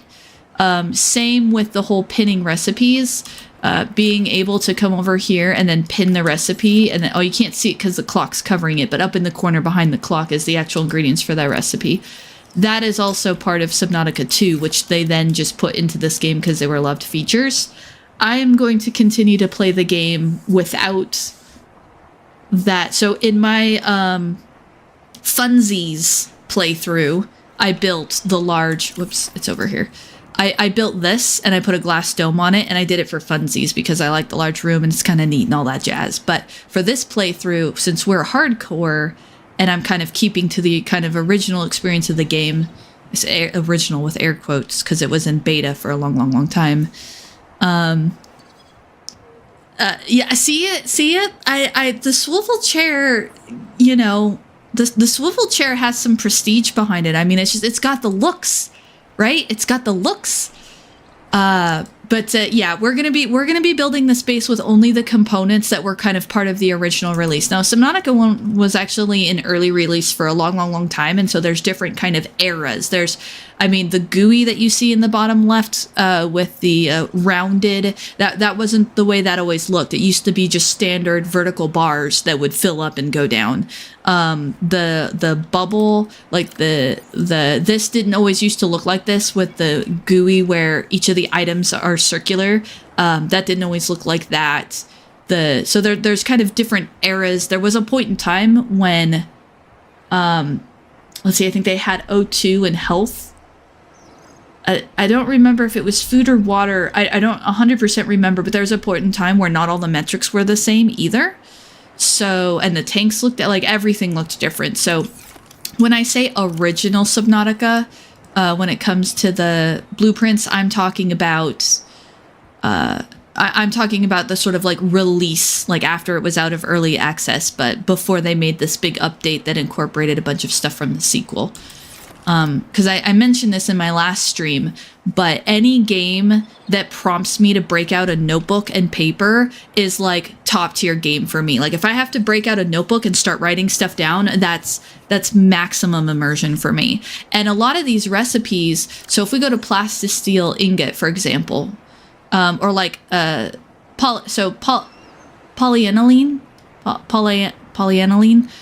takes gold and hydrochloric acid. Okay, well, how do you craft hydrochloric acid? Oh, that takes deep shroom and salt. So there's layers to it. Plastisteel ingot takes lithium and titanium ingot. Well, what's a titanium ingot? Titanium ingot is 10. So what I would do, because you couldn't pin the recipe, you could look it up here, and then as soon as you close this window, you had to remember what the recipe was. And I love that. I don't, I understand why they have the pin, you know, like how a computer chip or advanced wiring kit. Okay, here's a good example. Advanced wiring kit takes a wiring kit, gold, and a computer chip. Well, wiring kit takes 2 silver. A computer chip takes copper wire and gold and coral. Copper wire takes 2, so you see how it layers? So, and I love that, because what I would do is I'd be like, okay, we're gonna build a base. We're at that stage of the game, we're gonna build a base, right? So I need a room, which is a bunch of titanium, and I need a hatch. Otherwise, how do I get into the room? Well, that's quartz and titanium. And I need some sort of power, because if I don't have power, then I can't get oxygen. So I would sit and I would write in a notebook, like, okay, I need 2 titanium for this. I need 2 titanium for that. That's 4. And I need 6 titanium. That's 10. I need 10 titanium minimum in my inventory to go build the first of my base. So I would sit with a notebook and I'd write down the different layers. So like, I need copper for this and this for that and that for that. And it was just, it's a lot of fun to do it that way. Oh, diaries. Morrowind. Ah, yes. Yes. Yep. Yeah. So you're with me. You get what I'm talking about with the notebook and immersion. I will write, one of my favorite things to do, and I use Notions for this, is I have character journals and journals. So I'll actually, for giggles, I'll just have a notebook next to me. And, you know, with Subnautica, I'll write, like, you know, day 1 of the crash, I went out looking for food, and the sea life was super aggressive, but we managed to get around that. Like, I'll immerse myself into the character. Or Morrowind. Now, Morrowind was the 3rd Elder Scrolls game that I played, but that doesn't mean I like it any less. It's just, it wasn't my first one, but I still have a massive appreciation for it. If you haven't seen it yet, you've got to check out the Patrician TV retrospective. Just go into YouTube and type Morrowind retrospective, and if it's the 8-hour one, it's the right one, by Patrician TV. I love all of his retrospectives. I've seen it a million times, but we should probably head to the island now. But yeah, I will often, or like Baldur's Gate. Where is it? Where's that little arrow? There it is. Baldur's Gate 3, I will have character backstories and journals that I will write for the character, or any of my RPGs. I will actually write, or Skyrim is a big one. I'll start a game of Skyrim, modded up the wazoo, of course, and I will sit there on the character screen for like, 45 minutes just in the character screen. But what I'm really doing is, this is a full-on character. I think I mentioned this in the first Subnautica stream I did, but D&D, I adore it to tiny pieces, but it takes people. And oftentimes I have the time, but not access to people. So, and I do know that there's solo play. I've never attempted it, but I have a PDF for it, so that's kind of on my list to do. But games like Subnautica and Skyrim take that place for me, where I'm just sitting there with me in a notebook, and I'm just outputting, and the game is sort of like a platform or jumping off points. Over several days, yeah. I actually got to the point where I used his Morrowind video for a little psychological experiment. So I had this theory about training your brain, almost like how you would train a dog, particularly with sound. So what I did was, oh, hear the roar. Detecting massive energy signature in the region. Cannot identify. Oh, massive energy signature right after we hear gigantic undersea roar. But basically, I did an experiment where I listened to his video to fall asleep and only to fall asleep. So I refused to watch the video at any other time. But when I was go to lay down to sleep, I would put on that video. And I got to the point after doing that for a bit where, of course, this was after I've already seen it a dozen times, so I already knew the content really well. Ooh, silver ore. Oh, okay.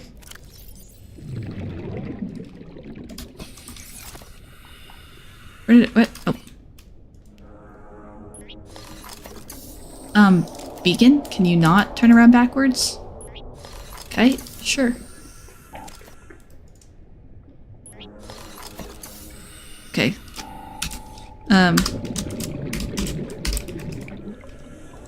Okay.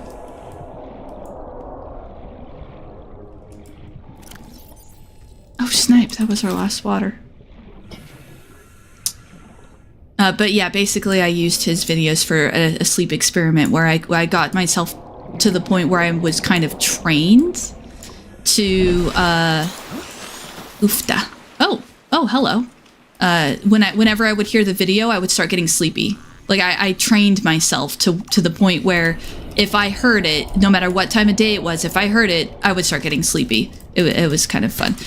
And the reason I did that is because it's so long that I could start it at different points, at different chapters.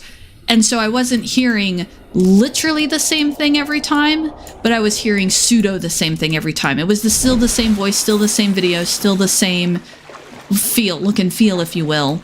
But the actual words he was using could be subtly different by placing the start time at a different spot in the video. So it was a good video to do that with. And the Oblivion one and Skyrim one. I've only seen the Skyrim one once. I should probably watch it again, but the Morrowind one I've seen a dozen zillion times. I don't have a knife with me.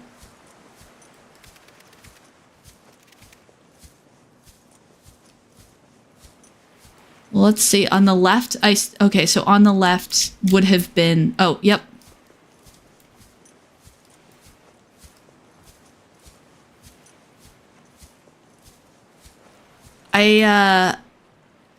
She did say massive energy signature. I would classify that as massive. Dang. Don't hurt me, crab. Oh.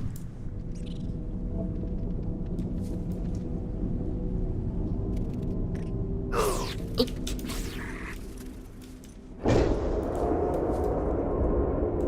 Wait, the spot's over here. The spot's over here. The spot's over here. That don't look good.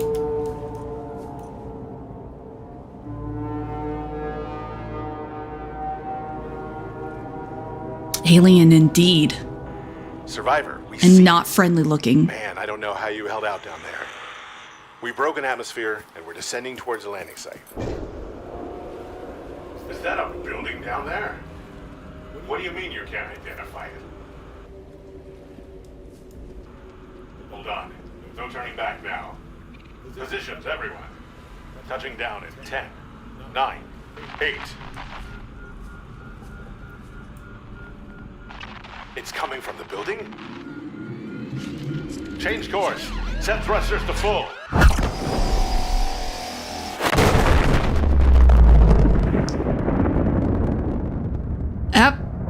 You called it all right.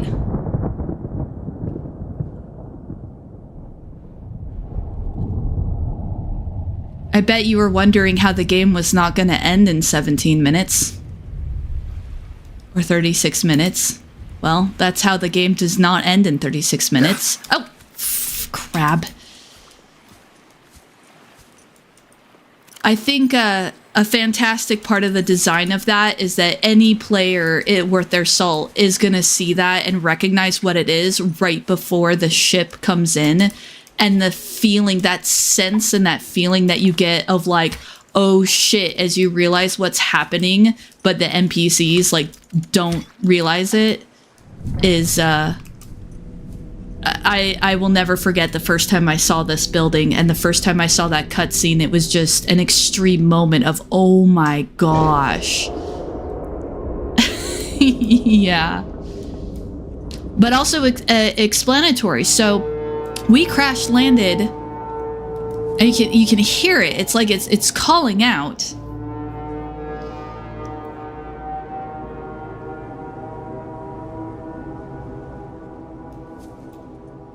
So we saw the purple tablet and we see this. Clearly alien activity. We were shot down. The sunbeam, which apparently was either a smaller ship than us, or that was like a smaller, like a vessel that they send out of the main ship, was shot down. The Degassi was shot down. In fact, I think in the one log where he talks about going even deeper, they specifically mention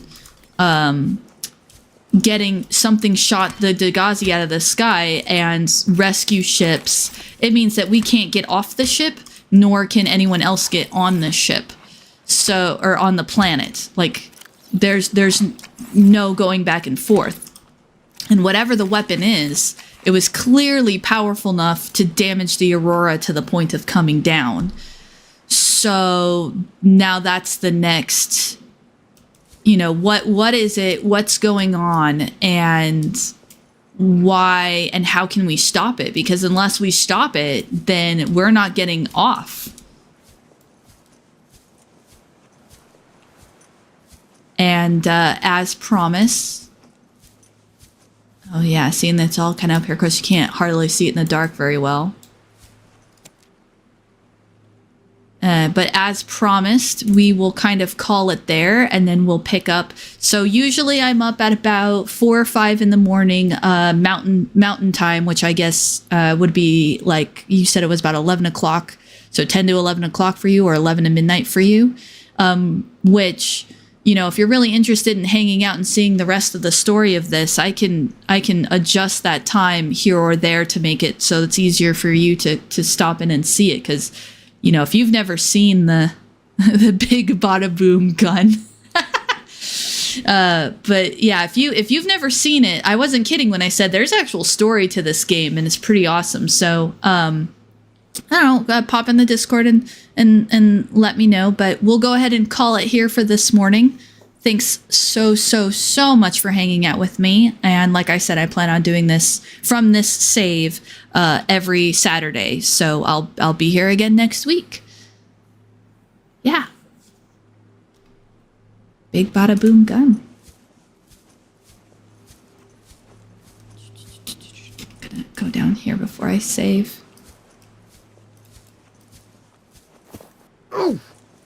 That is a good time. Excellent. All right. Well, I'm going to get us down here. Oh, hey, check this out. We have lots of broken tablet. We're going to, in fact, this is a screenshot for us right there. There we go. Cheers. We'll see you later. All right.